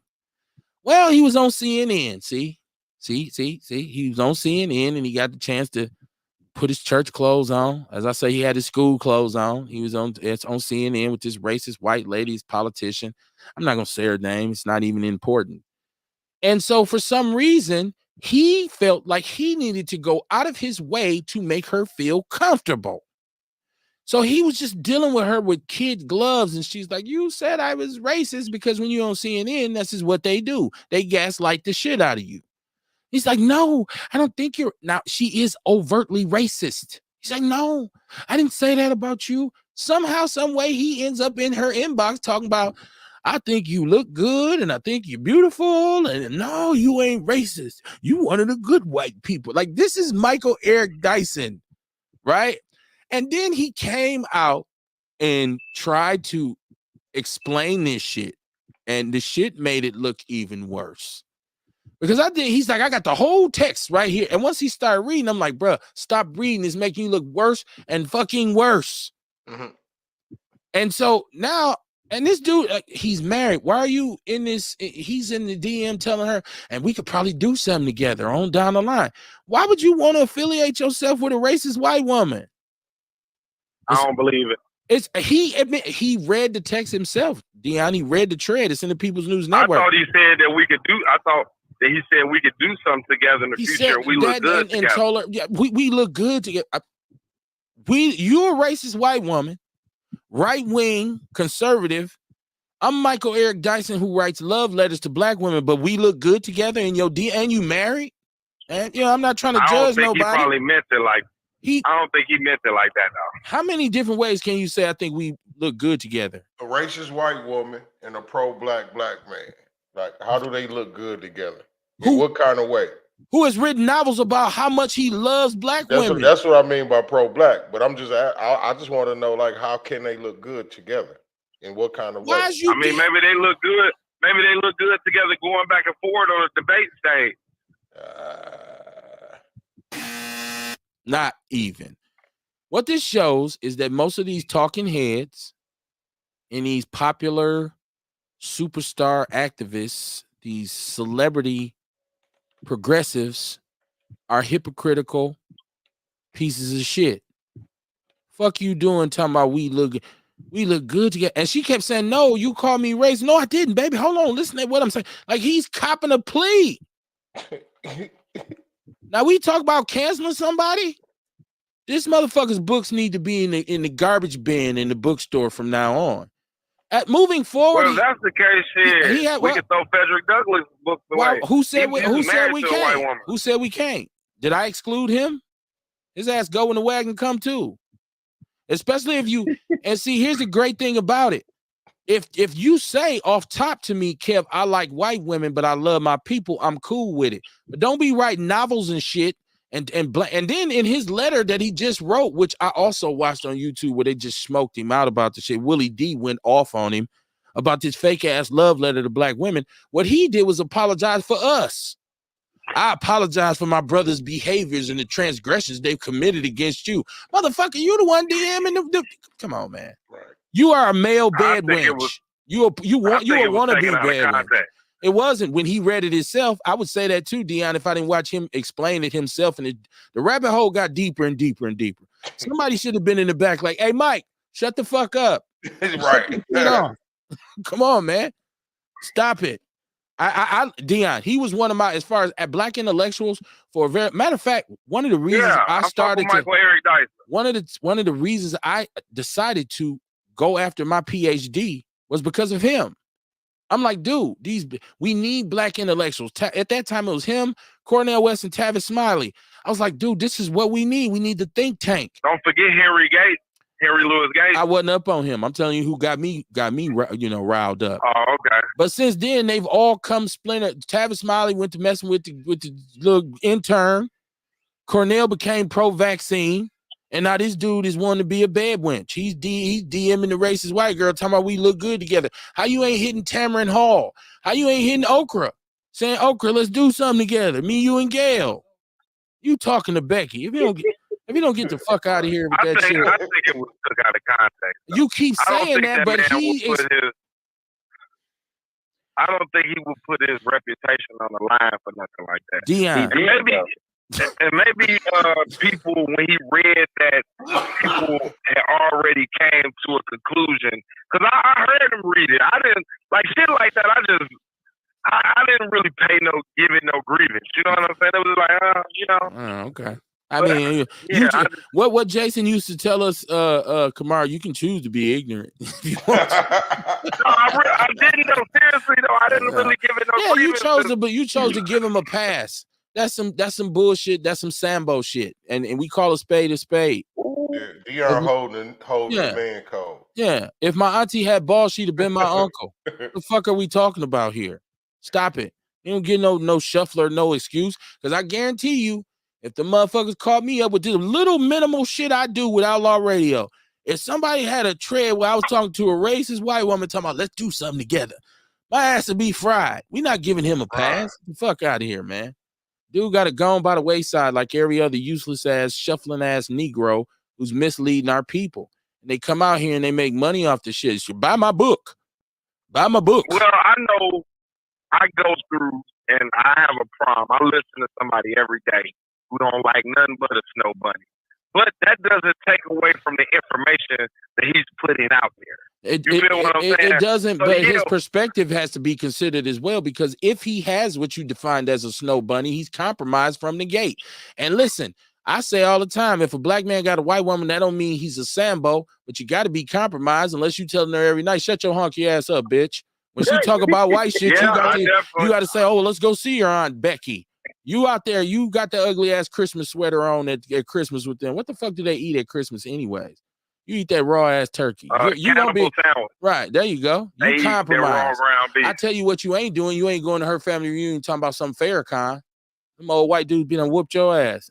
Uncle Bill, all of them ran your ass over with a tractor. Your ass won't come back from that shit. Kevin, you stupid. I know, man. I'm fucking retarded. I don't know why they won't give me SSI, man. I don't know what the fuck is going on. Maybe I should submit this shit to him. Yeah, Kevin, you stupid. So now. We got another caller on the line. Hold on. Hold on, Dion. Mama Jenkins said, go listen to the show after it's over and you'll hear what you said. I know I didn't want to beat Dion up about that no more. We got a call on the line from Texas. Mama Jenkins, maybe I was talking too fast, shit. Well, maybe you was, but you blamed it on me. You went to blaming everybody. Like, and he want to kill Tom Cruise. No, I'm like, what the fuck? If I'm trying to explain something, convey something. Yeah, but when you say something, when you say something, it's on record. You can't say you didn't say it. Say I may have said that, but I fucked up. We just got to saying it. If you're trying to convey something and somebody's interrupting you, it can throw your train of thought. Let me interrupt you right now because we got a caller from Texas. Yeah. Caller from Texas, you live on Outlaw Radio. Welcome to the madness. Hey, what's up, boss kid, man? I want to go back to that utopia thing you were talking about, man, because Kamara said something that kind of touched me. And Kev, I'm gonna say this, man. No diddy, kind of touch you. No diddy. Oh, come on, my nigga. We just clarifying. We black men. We just clarifying it. No, but check it out though, man. Like something I want to project, like people can making their own utopia. Okay. Like, bro, I'm not gonna give no address to say this, but where you live right now, bro, I was 2 houses away, and I want to tell you something. In 2004, when I moved there, dude, I was the first black family in there, bro. And them neighbors treated me so bad, bro. I'll be out there shoveling snow, kids watch with me. I try to get my kids out there, dude, playing football with them and all that. They wouldn't do it, right? So hold on. Now you said where I live. Right now, you said where I live. Huh? You said where I live. Bro, I live. Okay. I'm saying this, cuz. No, okay. I just wanted to get clarification. That's all. I ain't disagreeing with you. Go ahead. All right, check me out what I'm saying, dude. Where you live right now, I live 2 houses away from you. That was my last house in Wisconsin before I moved to Texas. Okay. I was the first black family in that house, bro. Okay. Well, but besides the African that moved there before me, man. And the thing was, what it was with the neighborhood is like, bro, you know, I was happy that my kid was going to Emerson, dude. I'm walking this dude to school and all that, man. All right, that's right around the corner. And the thing is, what I had to train the neighbors with is, bro, I'm good. You know, it's good. I promise you this. Kevin, no, he lives in the utopia, bro. You can't find that block. If he gives you your address, bro, if you don't know what it is, you ain't gonna find it. You ain't supposed to be able to find it. I'm just saying that's where that's at, man. But where I'm going with that, though, man, is Kamara said some shit that I'm gonna tell you, some homies I grew up with that people don't understand about freedom, man. Because I had dudes school me on this, bro, that people don't understand. You don't know what freedom is until you lose it. You have no concept of freedom is until you lose that shit. Okay. And you learn to move around all that dumb shit, bro. Because, dude, you just get yourself in a path and you do what you do. Right. And cats don't get that, man. I had so many homies that taught me, Craig, you got it wrong, dude. Man, you worried about the wrong shit. Man, and like I say, other countries and all that, man, them motherfuckers got it worse than us. If you say you hate America, bro, go to Rwanda when they were killing each other because, man, y'all was the same, their tribal cards and shit, bro. You don't want to live there. That's black on black crime. We have to do something about it. That's African crime. Yeah. Hey, Jeff, bro, I agree with you. And I can tell you this. You hate America, tell me where you're moving. I can tell you this. I would love to see it. I can tell you this. I've been here in this neighborhood for going on 13 years. And when I came here, you are absolutely right. It was white people on both sides of me. One thing I didn't do was waste a lot of time trying to convince them that I was good. We just lived. So they seen after a while, like these motherfuckers is not, they black, but they ain't them gutter snipe motherfuckers. We treat this shit like with a sense of community. So hold on, I'm saying, I didn't, yeah, I do, but I'm saying I didn't try to force my kids into, go play football with the neighbors. My kids, first of all, we wouldn't let them go out the yard. So, because they was young. So it was like, no, y'all want to play football. You playing it with me. They might have watched us. We put a basketball hoop up for my son. It wasn't no need for me to try to integrate. I'm not Jackie Robinson. I don't want to be the first nigga. Check me out, Kevin, and just understand that groundwork though, man. And say it again. Right off Grand Poster, man. First black family moving in there. When I move in there, first thing neighbors ask me, where do you work? What do you do? Oh, I'd have told them, boy, I wish one of them, listen, I wish when we pulled up with the U-Haul, I wish a white person would have came to me talking about where you work at. I want you to understand the groundwork, brother. Listen, because like I just said, there was white people on both sides of me across the street, and there was plenty of them. Not now one of them. Black ones, but I want you to understand. Not now one of them had Latouz to walk up to me talking about where you work at. Man, please. See, and I know you smarter than that, though. And listen to what I'm saying, dude. At that smart time, enough to tell them get the fuck when out of my that yard. happened, bro, it's one of those things that I want you to understand. We're neighbors and we're community. I'm here because I can walk my son to school, bro. And if you own something different, and it's different, you know. Yeah. There was a neighbor across the street. What do you do for a living? I sell crack, bro. Yeah. Wait till you see the Mississippi trucks pull up. Hoes, guns, and drugs. I said that to that dumbass motherfucker because it's like, bro, why you judging me like that, homie? You know the neighborhood, bro. I was the only black one there. Hey, look, like, bro, I live here. Y'all give me a second. I got to take care of some technical. Kamar, talk about your event coming up. Promote House of Vitality. I'm gonna step away just for a second. and I'll be right back. You can Hey, hold it I'm gonna down let till I y'all get go. back. That's all I had to say. But man, what Kamar, what he was saying, I just want to leave it like this, bro. Homie, I think he's speaking real because man, people don't know what freedom is until they lose that shit, bro. And most people ain't never lost their freedom, and they think, oh man, I'm free, I'm this, I'm that, until you lose it. Right. You know, Jeff, and then you understand what it's not like being. Right. You know, Jeff, I think it's like I said, you know, it's a sense, it's in your mind. Freedom is in the mind. You could be locked up in prison, you know what I mean, and take yourself mentally somewhere else. That was the first time I ever did that, you know what I mean? And I still do it. Like there's different places I may be. If I feel like I don't like the place, I may visualize myself being somewhere else. You know what I mean? I close my eyes and meditate and get off, and I'm somewhere else. I'm on a beach somewhere. I'm somewhere where I done been, some state where I done visited, you know what I mean, that I really appreciated, where I had a good time. I go back to that place. Freedom could be anything. Like Kev said, it's him in his garage, you know what I mean, where he alone, ain't nobody fucking with him. You know what I'm saying? He could do his thing. It's, you know what I mean? That's what freedom is. It's a state of mind. We could be locked up in chains, you know, but as long as our mind is free, you know what I mean, you can still feel free. We all know we got the police out here, is racism and all that shit, but you know what I mean? I don't think that is really what freedom is unless we're looking at it through the eyes of slavery. But Kev said, talk about my event. My event is Wellness Our Way. It's coming up August 5th. Make sure y'all come. Make sure you there. Me, Fletch, we got Rail. He gonna be in the building. You know what I mean? There's a lot of other people that's gonna be there too.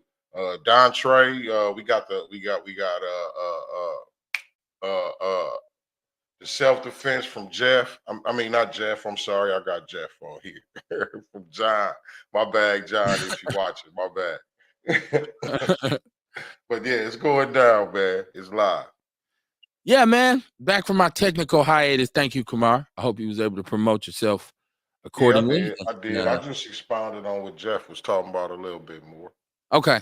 So let me say this again, because the name of the show is everything, but I like to dedicate this to Marcellus Williams, who was executed in Missouri. I know a lot of people are passionate about this. I know a lot of people feel some kind of way about it. I would love to hear your opinion. I know y'all listen to the show and it's like, this motherfucker never shuts up. But I do enjoy hearing your opinions. If I'm missing any story that you feel is pertinent, please hit the chat room or call in and say, hey, man, what about this, that, and the third? People do it all the time. Dion does it all the time. You know, he said, no, you missed this, Kev. Talk about this shit. I did want to talk about this too, because and is Dion still with us? Dion, you still with us? I'm pulling over on the side of the road. I gotta take a piss. Okay, well, I didn't need to know that, but okay, you with us. Okay, so Dion was talking about Candace Owens, and this is another thing, me and Dion went at it, just tooth and nail on the show about Candace Owens. And people like Candace Owens, who say the most asinine shit, who do the most asinine shit, like we say they doing the most in front of those white, showing out for them white folks, dancing the jig, shuffling, if you will. And so I said, in a lot of cases, when we encounter people like that, I just don't pay them any attention. Like I don't give them support by watching their stream. If I see them on a podcast, I don't watch that podcast. I don't give my view up for that. But Candace Owens finally caught my attention, right? Because Candace Owens came with this theory, and this has been discussed before, and this is something we talk about on the show, about the influence of the hip-hop culture on our youth, on the Black community, the negative parts of it, the positive parts of it, the deterioration of the art form to where it is now. We discussed this ad nauseum. But so there's this very popular theory that a long time ago, the feds and high-powered record company executives met and basically decided on how they were going to put the gangster rap above everything else and inject our community, but nothing but negative messages. And so they say that's the reason why conscious rap kind of went in, faded into the background. And so supposedly this is intentional, and this is the latest what they call it, conspiracy launched upon the backs of black people. And she went so far as to say that one of the main parts of this was that they went into the prisons and they found black men who were homosexual, or either they forced them to become homosexual, and then they gave them like status, like they made them OGs and made them the torch bearers for the gangster shit.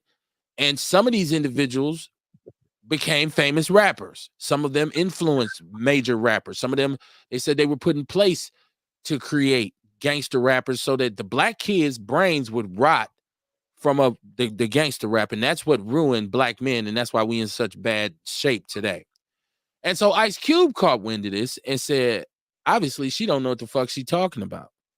He's like, he said, nobody's ever read my shit. Ain't nobody never ever told me what to say. We, in the beginning, called this reality rap. They insisted on calling it gangster rap. They made a market. So we went into it trying to gain some kind of ground for ourselves. And some of us got rich and wealthy. Some of us became stars. We were able to change the trajectory of our families.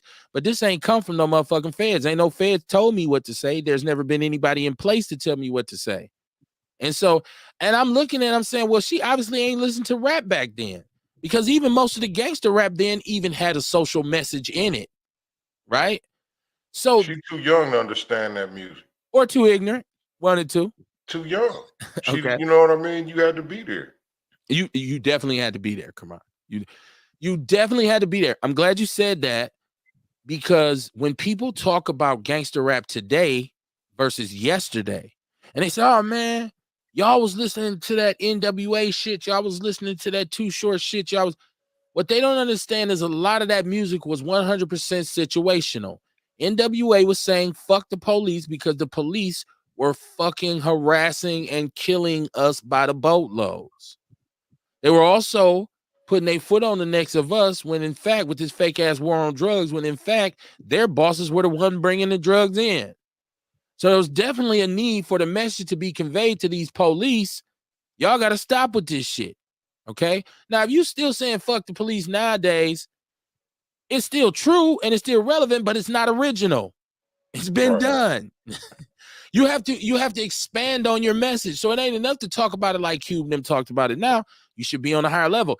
As a matter of fact, if you watch how it like evolved in terms of songs about the police, because if you listen to Ghetto Boys with Mr. Officer, it was basically fuck the police, but it was an evolution of the message. Mm-hmm.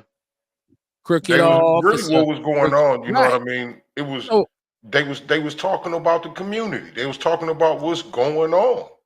And they still are. It couldn't have been nobody in their ear telling them what to say. Right. And they still are, but I'm saying back then it was a new thing. We had never heard it. It was like, whoa. So this is how young Black America feels. It was exactly how we felt. Right. Now I do feel like they exploited it. They surely exploited it. You know what I mean? She was right in that sense. You know what I'm saying? But she should have said that, Kamar, instead of this fake ass and listen. There's some record company executives maybe meet and talk business on how they could commoditize the rap music industry. I believe that. But I don't believe they were secret Illuminati society members saying this is going to ruin niggers for years to come. Because first of all, what she should focus on is that in the beginning, rap didn't sell a whole lot of records. Right. If you went gold, you was like the man. You feel me? Yeah. My motherfuckers wasn't selling 2-3 million albums, and every now and then you get hammer and you get and that showed that this was a viable commodity, and that kind of created a corporate structure to it. But she absolutely did not know what the fuck she was talking about. But that's how easy it is to spin a false narrative. Just because you say the shit don't mean it's true. You know what I'm saying? And it even sounds logical because a lot of Black people are like, that makes sense. So Q and them is the reason the Black community is the way it was. Maybe the reason and the fault of it was the leaders who was in place who allowed the community to get to that point in the first place. Maybe hip hop wouldn't become an art form if you don't take the music programs out of the public schools so people learn how to play instruments. I think the music was a product of the environment more so the environment being a product of the music. Definitely. And then it got to the point where, of course, it becomes exaggerated. Of course, it becomes, oh, I can do that now and make $100,000. Yeah, I'm going to beat CB4. I'm gonna be the biggest gangster, even if I'm a nerd who went to goddamn private school his whole life. Studio gangsters. So I just think, you know, for her to try to pin something that happened to us in terms of what they did with our community, you gonna pin it on some rappers. I'm always tripping when people talk about how hip hop ruled the world and America was fucked up before hip hop came. Black people was getting murdered before hip hop came. Women was getting pimped. People was getting robbed. Cars was getting stolen. All that shit happened before hip hop. But they say, oh no, that fucked everything up. No, that goddamn rap. I just hate that shit. And I do understand that of course we've been exploited because we don't own the outlets to take it to a next level in terms of marketing and distribution. So yeah, we got exploited. The art form was exploited. That's why rap looks the way it looks right now, right? Yep. It's like, you know, it's the BBL. It's a cultural BBL now. It's all fake, man. You know, shout out to y'all with the fake baby hair. That shit annoys me to no end. Please let this fag go away. God, with the fake baby hair. I'm sorry. It's just disgusting. Just stop it. And it's a whole bunch of it too. It's just like, man, you 50. Why you got baby hair? Like, just saying. With some long ass eyelashes. Go ahead. It's a lot of older women getting BBL. That disgusts me too when I see like, you old as hell. Why are you trying to get a fake ass? Well, I don't want to cross over the line in saying we don't tell women what to do with their bodies. And that's something I would never engage in. So if women want to do this, if they get to a certain age and say, you know, gravity is having an effect on me, things ain't hanging and swinging the way they used to be, do it, especially if you got the money. But when somebody who's more in tune with your natural body is turned off by you, don't be surprised. You know, you ain't got the skin pulled back so many times on your head to avoid wrinkles. Your ass can't. You just look like you smiling and surprised all the time. But if that's what you want to do it. Like people Botox. I'm gonna get black skin is black skin. When do we start doing Botox? Like that's some colonization shit. That's some European shit. That's some shit that they do. Niggas. Yeah, I agree with you. That's niggas. And you know, listen. What did we say freedom actually was? We said it was the ability to feel comfortable.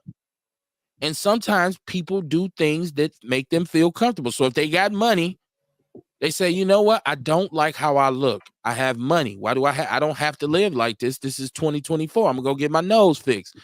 They'll do that, but they're trying to find some freedom too. You know, they just end up looking like a albino Muppet.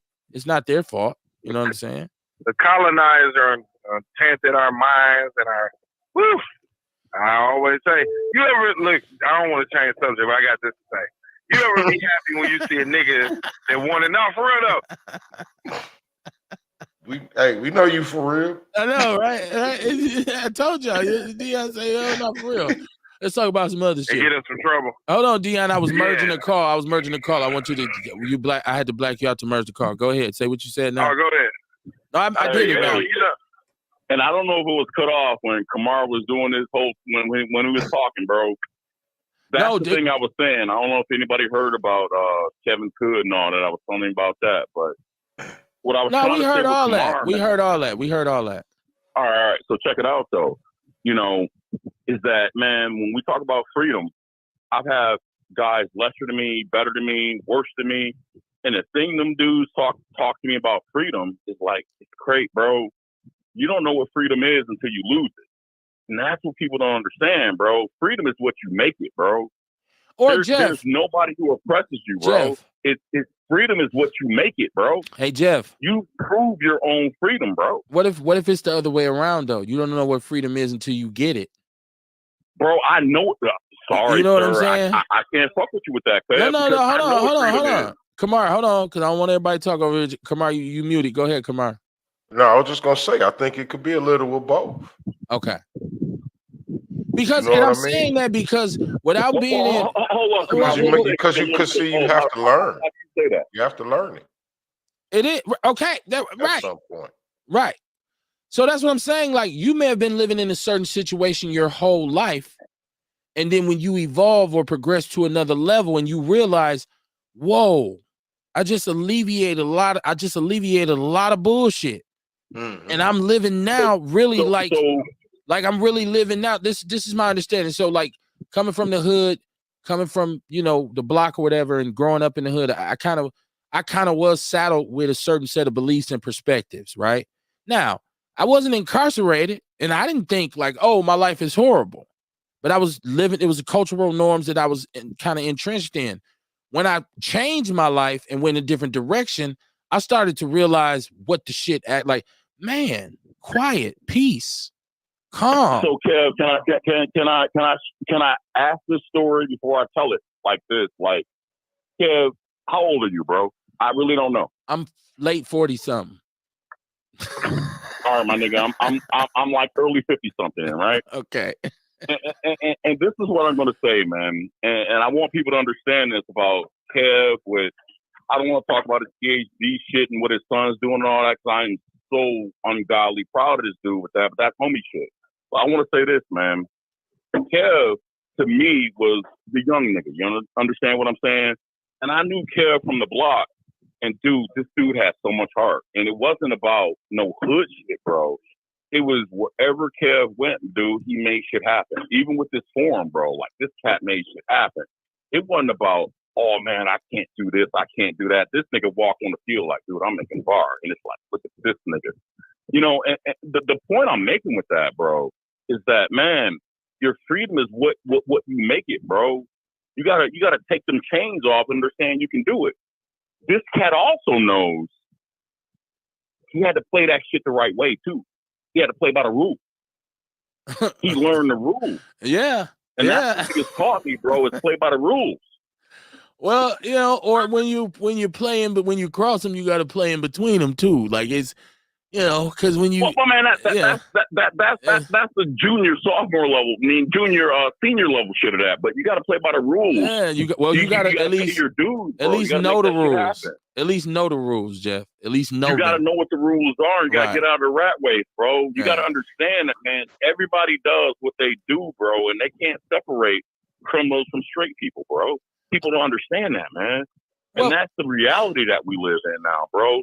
Everybody know, every man my age or around my age or better know, bro, just do that shit the right way. And I'm not saying it's going to be straight, but, bro. Well, no, you got to try. You have to try. Now, listen, I want to say this because when we get on this, when we start talking about freedom, when we start talking about, and I love the progression of the conversation because Kamar speaks from, yeah, motherfucker, I thought it was bad in the streets until the motherfuckers took and put me in behind the wall. So I realized, hold on, shit, I was a lot freer than I was when they put me in this motherfucker, right? And I said, and I said, hold on. And I said, you don't know what it is until you get it. Sometimes it's not taken from you. You just haven't had it. Now, the perfect example of this is my mom coming from the Jim Crow South to Milwaukee. And people would talk about how bad shit was in the city or whatever. And my mother would make a point to say, y'all don't even know what the fuck y'all talking about. You think this shit's bad? Motherfucker, we a million miles away from where we was. And she would look like 30 years ago today, this is where I was versus where I'm at today. Now, her only thing for us was, and her belief was, you only free if you're not scared. She would always tell me a scared man can't never be free because he's never going to be able to do what he wants to do because he always going to be scared. So growing up, that's what I was taught is it's okay to be nervous. It's okay to be uptight, but it's a crime to be scared. And you don't get to be scared of shit. And so that's why even as a youngster, wherever I went, I just made sure when I walk in this room, I'm not scared. I'm not scared of nobody in this motherfucker. Hey, Sam, I'm gonna speak on this, man. Kevin Barnes was never no whole ass nigga, bro. Now I'm gonna tell everybody that from the bricks and ain't no gangster shit. That dude, man had a personality that consumed the room, and that's what I want people to understand. Though, and I want people to listen to what you're saying right now, bro. We can sit there and talk about gentrification and all that, and you'll school me on it because I'm gonna tell you, bro. I ran from Milwaukee. Fuck that. I was in the same neighborhood you went. It's like, nah, bro, I'm going to go ahead and I'm going to pay this money and go to the suburbs. I'm not dealing with this shit. I'm going to get my rifle. I'm going to do this, bro, and I'm good. But, you know, for cats who give back, for people who give a fuck, for people who put that work in, people who live that life that way, bro, I just want people to understand that, dog, it's not all racism, man. Travel the world and see how fucked up this shit is, bro. You're not going to live in another country and say I'm straight. I promise you're not. You go to, man, you'll go to Iraq and say, man, I love Compton. Bro, you ain't gonna do it. You ain't gonna love that shit. Right. The way you talk, and it's just you don't respect your freedom. You don't know what it you is, right? Right. Your right to vote is so goddamn important, but I'm not gonna vote. Okay, my nigga, then deal what you deal with. Don't talk about politics. Well, you know, in some places you ain't allowed to talk about politics anyways. You ain't allowed to do it out loud. and the consequences of you talking about politics could be death. Shit. Yeah, it could be death. Hey, Kev, I'm gonna leave this here, and I'm gonna say it like this. This is what I want people to understand. You go to uniracial countries, dog. You go to countries that are so uniracial, everybody look alike, and they got the same goddamn problems we got. They got the exact same problems, dude. Okay. Taiwanese are afraid of Chinese, so they're going to take over, and both the motherfuckers look alike. Somebody has to do some work to find out if you're Taiwanese or Chinese. They both speak the same language, all that shit. They both look alike. And we talk about black or white. Bro, go to Rwanda, bro, and look at what happened back then in the late 90s or 80s or what that was. Yeah, Civil War. You had to go to and pull up what tribe you from type shit. It's like, bro, y'all think hate is color? Come on, bro. That ain't it. You go to India where they class people by class. That's right. You go to Brazil and see how they do that. Light skin, dark skin, and no matter how smart or how good you are, bro, this is what it is. And that's life, bro. Come on. You're right, man. America, you're right. You're go right. do your you're thing. Right. You're right. You're right. You're right.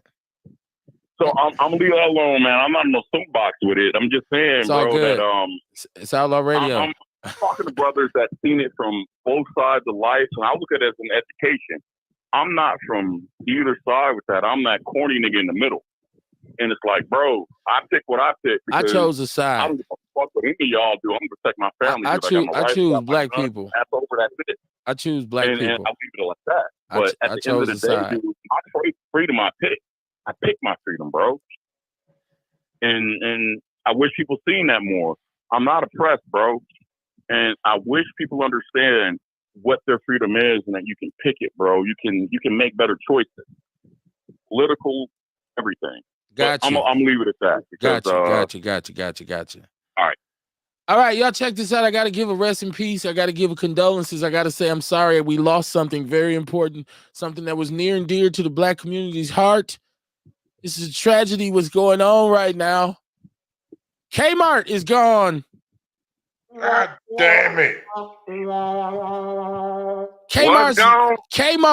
Kmart's last major store is closed down. Been gone for over 10 years down there. No, today was the official last day of the last Kmart, the last full-size Kmart. Let me tell you something. I grew up in Kmart, y'all. Kmart was one of my mother's favorite stores. I used to eat at the cafe, the best sub sandwiches you ever had, the slushies, the pickles, the food, the fries, the nachos. Kmart, cheap socks. All my drawers, the whole first 20 years of my life came from Kmart. My socks, t-shirts, Kmart. That was a staple for the black community. We was able to shop in there. At one point, my mother did our school shopping at Kmart. Of course, we denied it and said it was Boston store, but you can only get rustlers from one place. So I want to say my condolences to Kmart, man. And I know we've lost some giant Sears, who actually is the reason Kmart's gone, because now their ass is gone. There's not a whole Montgomery Ward here. JC Penney's on his last leg. Boston store been gone. Gimbel's left in the 80s. All we can do now is go to Walmart or Amazon, because don't shit in the mall fit me. So rest in peace to Kmart, man. And I hope they bring it back one day, because Target now is high. Target is expensive now. You know, Target and Walmart, man. Fuck y'all for what y'all did to Kmart, man. Shout out to Earl Henning in the chat room. He said chocolate milk all day. I'm talking shit, y'all. I'm talking shit. Listen, so let's do some politics real quick. Let's do some politics. So where should I start? Okay, so let's start right here. There's now documented facts that Iran has been trying and wants to assassinate Trump and Biden, and they've admitted. Now, does this have anything to do with the assassination attempts on Trump thus far? They're saying it's not. It doesn't have anything to do with that. But they have come out and openly admitted, yes, we want to kill all of them. We hate America. We got people on the ground trying to kill them because of a Iranian general who was murdered under he's murdered under Trump. And Biden has extended the harsh policies that they feel like have been kind of perpetrated on them or perpetuated on them. So Iran is saying, yeah, we want all you motherfuckers dead. So we got to watch out for that. If you see an Iranian somewhere, call the police. Call the police. Call the police. I'm on my xenophobic shit, right? Be nice and call the police, right? If you see one at a parade and there's an elected official, call the police. If you see one on the airplane acting kind of strange, call the police or get in his ass, right? If Iran is going to come at us like that, and I know we got to be really careful with Iran, especially with what Israel's doing right now. Who's Israel bombing now? Hezbollah. Yeah, okay. But Israel's just like, fuck everybody. And the United States is like that friend trying to hold you're trying to hold your friend back from fighting everybody. Come on, cuz, chill. And he's like, no, fuck that. Oh, my mama. Right? Israel got nuclear weapons, though. That's right. That's what I said. Well, I think Iran does. Israel got nuclear weapons. I think Iran does have nukes. I know Israel got. No, I know Israel does. I know Israel does as well, but I know Israel does, of course, that.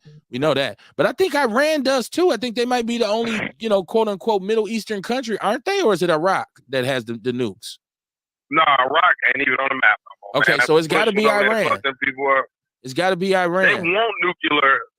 Iran want nuclear weapons, but they want to allow them to. When Obama was in office, he allowed them to pursue a nuclear program, but then Trump got in and then fucked that shit up, and then so I don't know how that's going now. Okay. But they had a nuclear program through. Well, I tell you what, that boy name I just said, Obama. Right now they like fuck America, so y'all just be aware, because they all throughout our community. And see, I don't want to say this and people trying to go in gas stations and fuck with people, because all those people aren't Iranians. Some of them are Pakistanis, some of them are Palestinian. They all, they're not all the same. So, but the Iranians. Yeah, but just because they want to kill Trump and whoever, you know what I'm saying? They ain't got shit to do with us. Well, they're saying, but they want to commit. They openly admit that they want to commit acts of terror. They hate America. This is what they're saying. This is what they're telling the United Nations.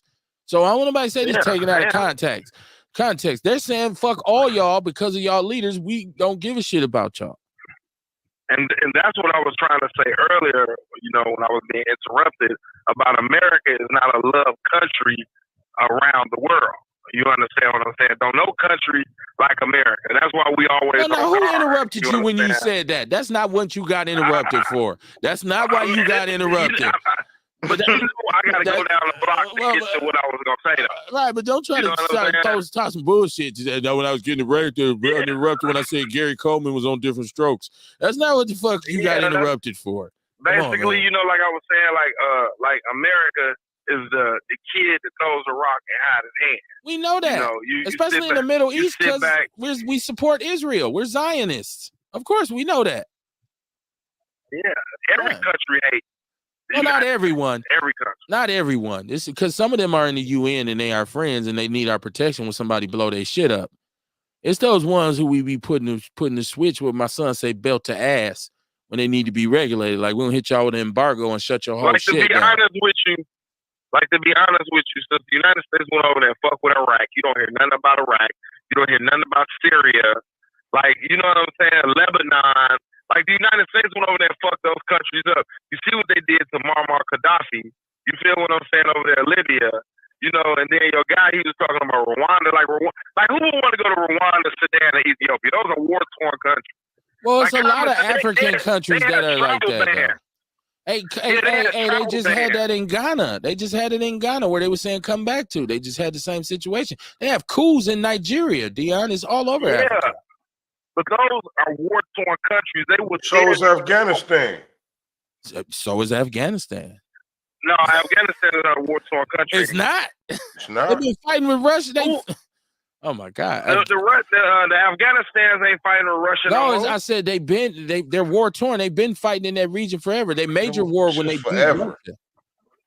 The only war that the Afghanistan people had that I'm aware of is when it was that's how Osama bin Laden was in the White House with Ronald Reagan. And we just bombed that United shit. States, let me finish, Kevin.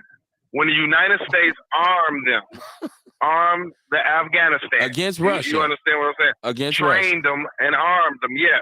Against and Russia. Then when they had when the World Trade Towers, when Bush went over and started fucking with them. But before that, you ain't hear nothing too much about Afghanistan. They got bombed because they were Taliban friendly. It wasn't just because it was because they were giving shelter to the Taliban, and the Taliban was claiming responsibility for terror acts worldwide, including 9/11. So they got the belt to ass, like my son said. That's why they get. Yeah, we know the Taliban. We know the Taliban had to do with that. Okay. Right. Okay. Let me look. Chat room. This how I just calm Dion down. Let's go to chat room. Mama Jenkins said your mom was right. My mom was a beast when it came to standing up for your rights. And not only that, she stood on that ass. She said that she reminded us that a scared person will never reap the rewards of life. I love Kmart. They had layaway. I still got shit I bought from Kmart. If you grew up in my era, you went to Kmart. Like it was just, where we going, mama? And you and your cousins. And you liked it. Right. It was the shit. What are you talking about? I'm going over by the toy section. Toys, nigga, what you talking about? We riding bikes around and shit. Motherfuckers playing a game of one-on-one on the basketball court. Shit. Man, listen. And 5 of us thrown in the back of the 76 Deuce, and my auntie driving and my mother riding shotgun. Come on, man. We going shopping. Shit. It's about to go down. Man, everybody, you get that bag of subs. See, that was a great thing about it. The bag had like 5 subs in it. Yeah. So she bought a bag, me and my brothers, just 2 of us. So that means we got a couple when we get home. Mm-hmm. Oh, man. This Kmart was the shit, man. Blue light special. Yeah, that was like I said, that was the one thing that my mother just had no tolerance for. She just was like, I understand it's a big, scary ass, dark ass world, but if you're a scary person, you're not gonna get very far. And so that was the thing she hammered into our head, like, motherfucker, you're not allowed to be scared. You know what I'm saying? Real. That's real. You know how people they say it these days, like your fear is what hold a lot of people back. Yeah. You know what I mean? Yeah. And right there is where your freedom ends. Where your fear begins is where your freedom ends. That's right, because now somebody can dictate your movement. You know what I'm saying? Or your actions because of your fear. And the thing is like, if there was a bully, like, and I vividly remember this in elementary school, like we couldn't come in the house and say somebody bullied on us or somebody was picking on us. Man, my mother would have your backpack and your coat pocket loaded up the next day with chains, motherfucking screwdrivers, ice picks, all kinds of shit. And I'm talking about like you literally in the 3rd, 4th grade. And she's like, look, about to get expelled today. Wrap that chain, or she showed me you wrap the dog chain around your hand, and then the part that hooked to the collar was solid metal. She said, "This is what you hit him with. You ain't trying to wrap him with the chain. You trying to catch him with the buckle." That's how adamant she was about you are not allowed to be scared. And when I was little, I didn't. That's like, damn, why she tripping? But she just like, nah, motherfucker. Like, I had to sit up and watch scary movies. I don't know if y'all ever seen what is the vampire movie that's Salem's Lot, man? I was so scared of this movie when I was a little kid. And this shit was the scariest shit. Like, I would have nightmares. Every time it came on TV, my mother made me watch it. She would sit up and say, "You gonna watch that?" I'm like, "No." She like, "I don't want to hear that shit." I come the boogeyman my ass. Boogeyman ain't better than me. I fuck him up. Like, that was just so after a while, you're just like, "Hey, man, I ain't scared of that shit." So, and I tried to instill that into my kids without such a heavy hand. You know what I'm saying? Like, for them, it was all about, if you don't want to do something, don't do it, but don't want to do something and not do it because you're scared. Right. Don't allow fear to rob you of an experience, right? You know, go on out there and do what you need to do. So yeah, man. And shout out to, I knew Jeff so long, y'all don't even know. Jeff probably knew me before I knew him, because I was like you said, I was a young cat on the block. Oh, and I want y'all to know that there's a nonprofit in maybe you heard about this too, Dion. There's a nonprofit that's I think they're in Oregon. It's called the Haitian Bridges Alliance, and they want to sue Donald Trump and JD Vance for saying that they eat pets. Remember when Donald Trump kicked that off about they eating your pets, like, and we laughed about it. We had a lot of fun with it. Dogs. They're eating the cats. They're Right. eating the dogs. This is a shitstorm down there for those Haitians, those Haitian brothers and sisters, man, because they're saying like they're being attacked and bomb threats, and they're saying like the kids and parents are scared to send their children to school because people are really upset about this shit. And there is like the local elected officials are saying we don't have any record of this happening. This is not a thing. But people are really riled up about it. They found the cat in the basement. The motherfucking cat, they found him in the basement. But see, that's the ignorance of white supremacy, though. Okay. You feel what I'm saying? That they believe, you know, like who like listen, man. I don't believe no motherfucker ain't no cat, no dog. You know what I'm saying? Like that, you know, but you know, white people, they believe that type of shit because that's that hate. You know what I'm saying? Like I was talking to my boss the other day, and I was like, you know, that guy isn't running for the White House. He's driving a chisel between the country, man. We are very divided. You know, and I wish people would sit back and take time just to read some of the. You know, I'm making my business to read. I read the appendix today of the 2025 from the start of who all they giving credit to, what all they want to do, because it's like I want to get in the mind of this shit. You know what I'm saying? I just wanted, and you know what? I forgot what they called the other one, but they had tried to implement something similar to this during the Reagan administration, and they definitely states about the Donald Trump administration. They say Trump or the next conservative president. But you know that's messed up, man. That them people's lives, you know, is messed up over one individual, and he's not recanting it. You know, and it's just so sad. You know, like. I be hearing, seeing people always down in Kamala Harris saying this, that, and the other, but anything but that guy, though, you know, anything but that guy right there, man. Yeah, anybody but Trump, man. I don't care if you voted for Mickey Mouse. I told y'all Morris Day was gonna get my vote until Kamala jumped in. I didn't want to vote for Sleepy Joe, but I think if the push had came to shove, I probably would have still voted for Sleepy Joe because when I look at Trump, I just see everything that's wrong with race relations in this country. Mm-hmm. I agree with you 100%. I see the perspective of all these Brody, overly overt racist white people who now feel that, hey, I have the right to be this way. And they love to talk about being patriotic and love of country. And my thing is, this not even y'all country. This our shit. Man. So miss me with that shit. You can't tell me how to be patriotic when my people have fought in every war, participated in every struggle, and still was downtrodden. You motherfuckers wasn't even over here yet. We was fighting in the Civil War. Y'all hadn't even hit Ellis Island yet. Stop fucking playing with me. Now, okay, so it is 9:30, and I keep saying we want to be efficient. We want to get in and get out, make our stick and move. So one of the major things I want to talk about, and I said I was going to talk about this, was when the county came out and said that there was a $19 million budget deficit in spite of the fact that they received this supposedly game-changing tax increase, which was going to increase the amount of revenue sharing between the city and the state, and Milwaukee would reap the benefits. They still had a $19 million budget deficit. So I was eagerly anticipating Mayor Johnson to come out and talk about the Milwaukee budget, which he's proposed for approval. First of all, let me just say that the city of Milwaukee has a $2 billion budget. You know who else got a $2 billion budget? MPS. They shit is the same as the city. I thought that was crazy at first. But so what they did is there's still a situation where there has to be certain adjustments made in different departments. Okay. And so they said that we wanted to make these changes without it being so noticeable that the people in the city can tell. So some of the biggest issues was there had to be certain increases. So in spite of the tax increase, in spite of, saying, oh, we saved the city from a fiscal cliff, property owners still face an increase of 2%. The property tax levy, I should say, has a 2% increase.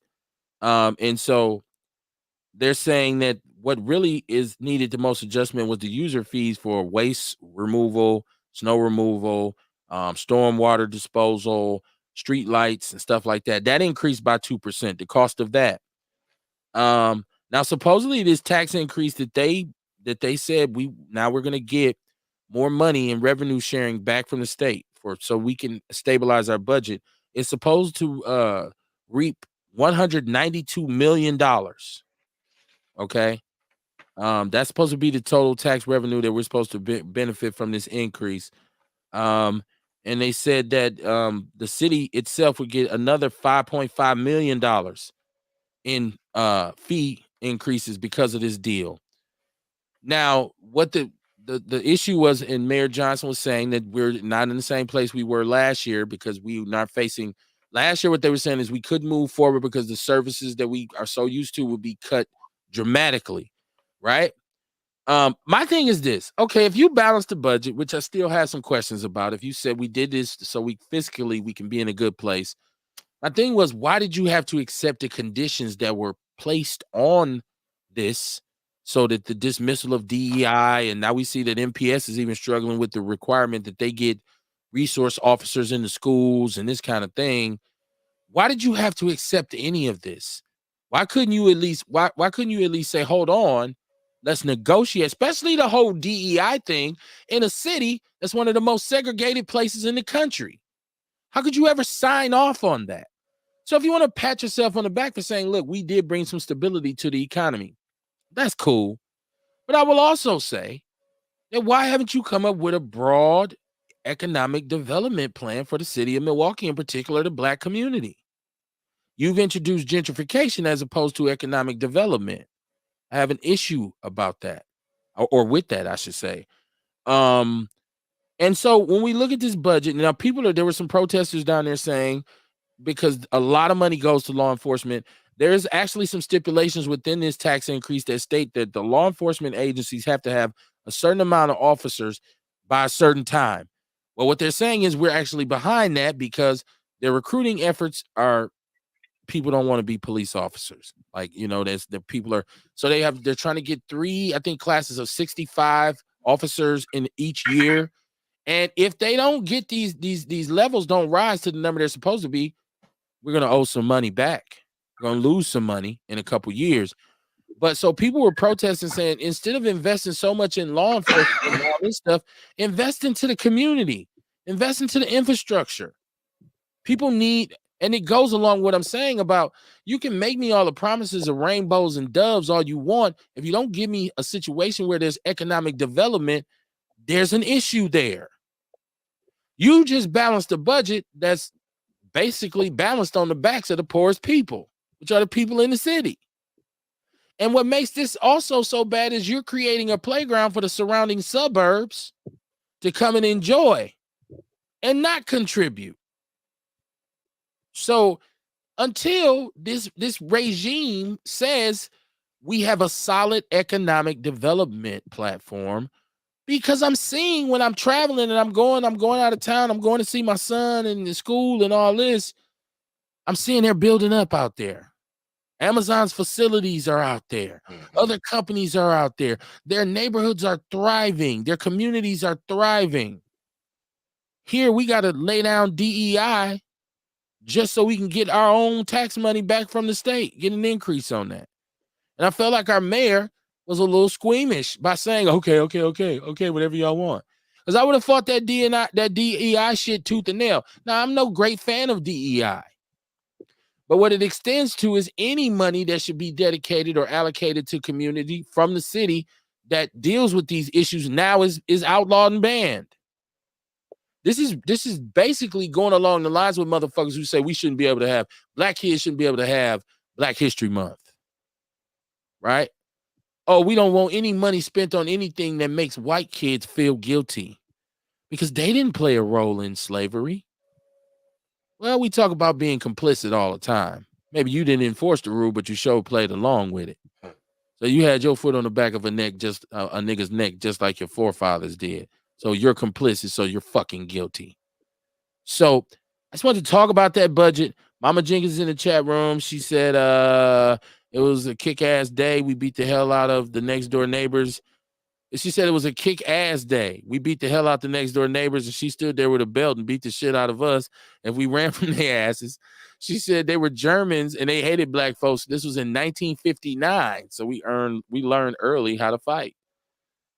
She said that was made from the RNC. Never heard how much and what was going to be used for. What was made? Well, that was see, this is what I'm saying. Like that was supposed to have generated all this money. And also they left out the details of the money that they reaped from the Biden administration from the American Rescue Act. So they playing with house money. But they, well, no, we fixed it for y'all. But you're still increasing taxes and the prices of everything is going up, but you're not creating economic opportunities so the community's income can go up. How do you keep taxing people and increasing the cost of things on people who don't have the money? You keep doing it until they leave. That's called gentrification. I don't know if y'all know that. I don't know. Earl, you're right. He said just like this 88,000 Lemonade City, they made this art car, and it's supposed to be the city, and the city revenue goes to this shit. And the motherfucker's so heavy it won't even move. It can't even, the car don't even work. Who the fuck makes these decisions? Especially when we got the amount of poor people that we do in this city. The lack of viable jobs, and anytime anything is built here, because there's no residency requirement, they come right in and swoop all opportunities. So once again, we're security, parking lot attendants, and custodians. Shout out to you if that's how you get in your grip. I'm not hating on you. I'm saying the opportunity should be made available for us to thrive. It's easy to keep people down and then talk about how bad they act. It's easy to have this community stripped of anything that's positive and then talk about, oh, them goddamn kids so bad. What the fuck do you expect? So hell yeah, that's how they be too.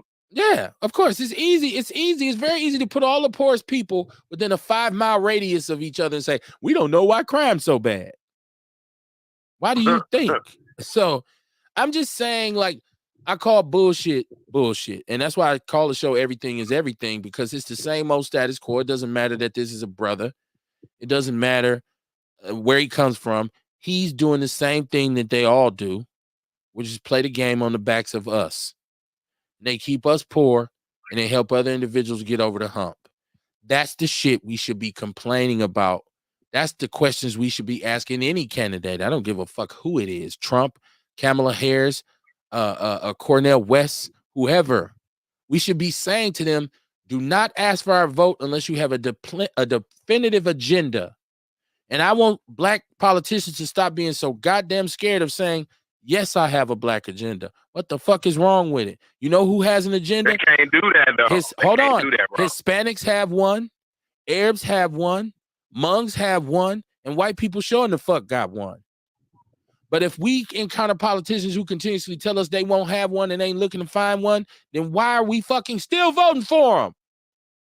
Don't matter if her mama was an Indian. Don't matter if his mama was a teacher and his daddy worked third shift. If you ain't giving us what we need and what we want, then we should tell you to your face, I ain't fucking with you. And we should stand on it. You will get no vote from us. If we could just get past arguing about the argument. Janet Jackson talking about, I heard she wasn't black. Janet, you don't even live in America. You live in England. What the fuck are you talking about?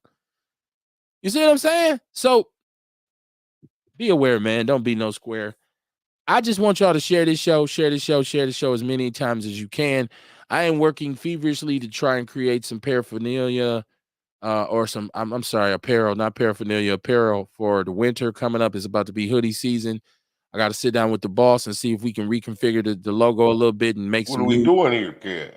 I know, right? It's told on myself and shit, right? Paraphernalia, right? No, I meant You gonna apparel. make some skull caps? Well, I want to put all this on the table with the boss because and she can do, but she does the manufacturing, so it's a negotiation process. I'm a shady businessman, so my wife don't like to do business with me. So I have to really sit down with her and negotiate terms a lot of times because she be like, "Nah, man, you get the money and won't give me shit." I'd be like, "Damn, we in the same house. I thought it was all house money." She's like, "Bullshit, you didn't give me none of it." Like so. That's terrible. I know, man. I mean, man, listen, man. God is still working on me, man. He's working on me.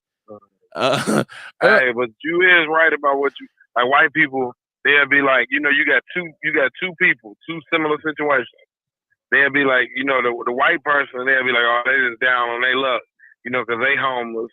The black people, they'll be like, because they late. Boy, I swear to God, them motherfuckers know they scandalous, boy. It's not all of them. The white man, them motherfuckers are scandalous, man. Them motherfuckers say, oh, he's just down on his luck. Anytime it's a mass shooting, anything, they always upset. He was depressed. All these different excuses, and they can do it. They're violent. They're prone to violence, and they this, that, and another. But this guy just went over there and killed everybody, including his mom. He killed his mom and them first. Yeah, man. But he was just having a bad day. It's definitely a hypocrisy in our democracy, man. But even with that said, I challenge you, and I challenge anybody else to tell me where you can go, and there won't be any issues. If you know where utopia is, please let me know. You can't tell everybody because then it'd be back to, shit. But there's just no place. It's just everywhere.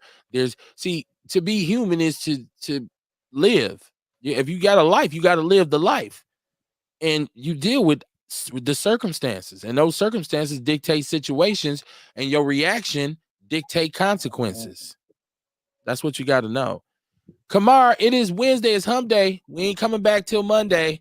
What you got popping this weekend? Rest of the week, where you touching down at? Y'all know where I'll be at the Sherman Phoenix, and I'll be at the Fondy Market Saturday morning. Okay. They love me down there. They love that tea down there. There you go. I think I really want to do some hardcore yard work, man. I've been feeling real good. I got to give me some elderberry from you. I'm even gonna get back on my sea moss routine. But my health is, sometimes I be feeling like I might be able to play football. No, I'm lying. It ain't that serious, but I am feeling better. So I'm gonna get ready for the winter. But I want to do some yard work around here, man. Me and Bear Meat, my brother's here with me. And I think we're just gonna get a chainsaw this weekend and go ham. Just cut down everything that ain't supposed to be here. So that'll be my weekend. And then I don't know, maybe my son he got a bye week. Maybe he'll jump on the train and come home. And then I had to throw some meat on the grill. But I'm gonna be chilling all weekend, man. Like I said, sucker free, no drama, no tension, no beef, none of that. Enjoying myself, enjoying my life. I refuse to be told that I can't enjoy my life because I'm black. And I should constantly wear this veil of tension, worry, and conflict because I'm black. I'm going to take the time to enjoy myself while I can, take some deep breaths, look at the trees change colors, watch the birds fly south, and so on and so on and so forth, man. So I hope everybody out there has a great weekend. Keep your head on the swivel. Please share the show. Like I said, man, in a world where you could be anything, be a motherfucker who gives a fuck, man. Be a person that's really trying to do stuff, not just talk about stuff. And sometimes we confuse trying to help somebody with putting them down or looking down on them. You can't help me if you're looking down on me, right? There has to be some real empathy and sympathy there. And helping somebody ain't always about giving them something. Sometimes just blessing somebody with some positivity or saying something positive to them is helping them as well. You never know, man. A good word goes a long way. The one thing you don't want to be is the type of person who's always running his mouth and don't ever do a damn thing, right? Because if that's your perspective, then ultimately you're the type of individual whose criticism of the community outweighs your contribution. And around here, we refer to you as a coon. You know it. So we'll see you Monday, man. Peace and love, man. Peace.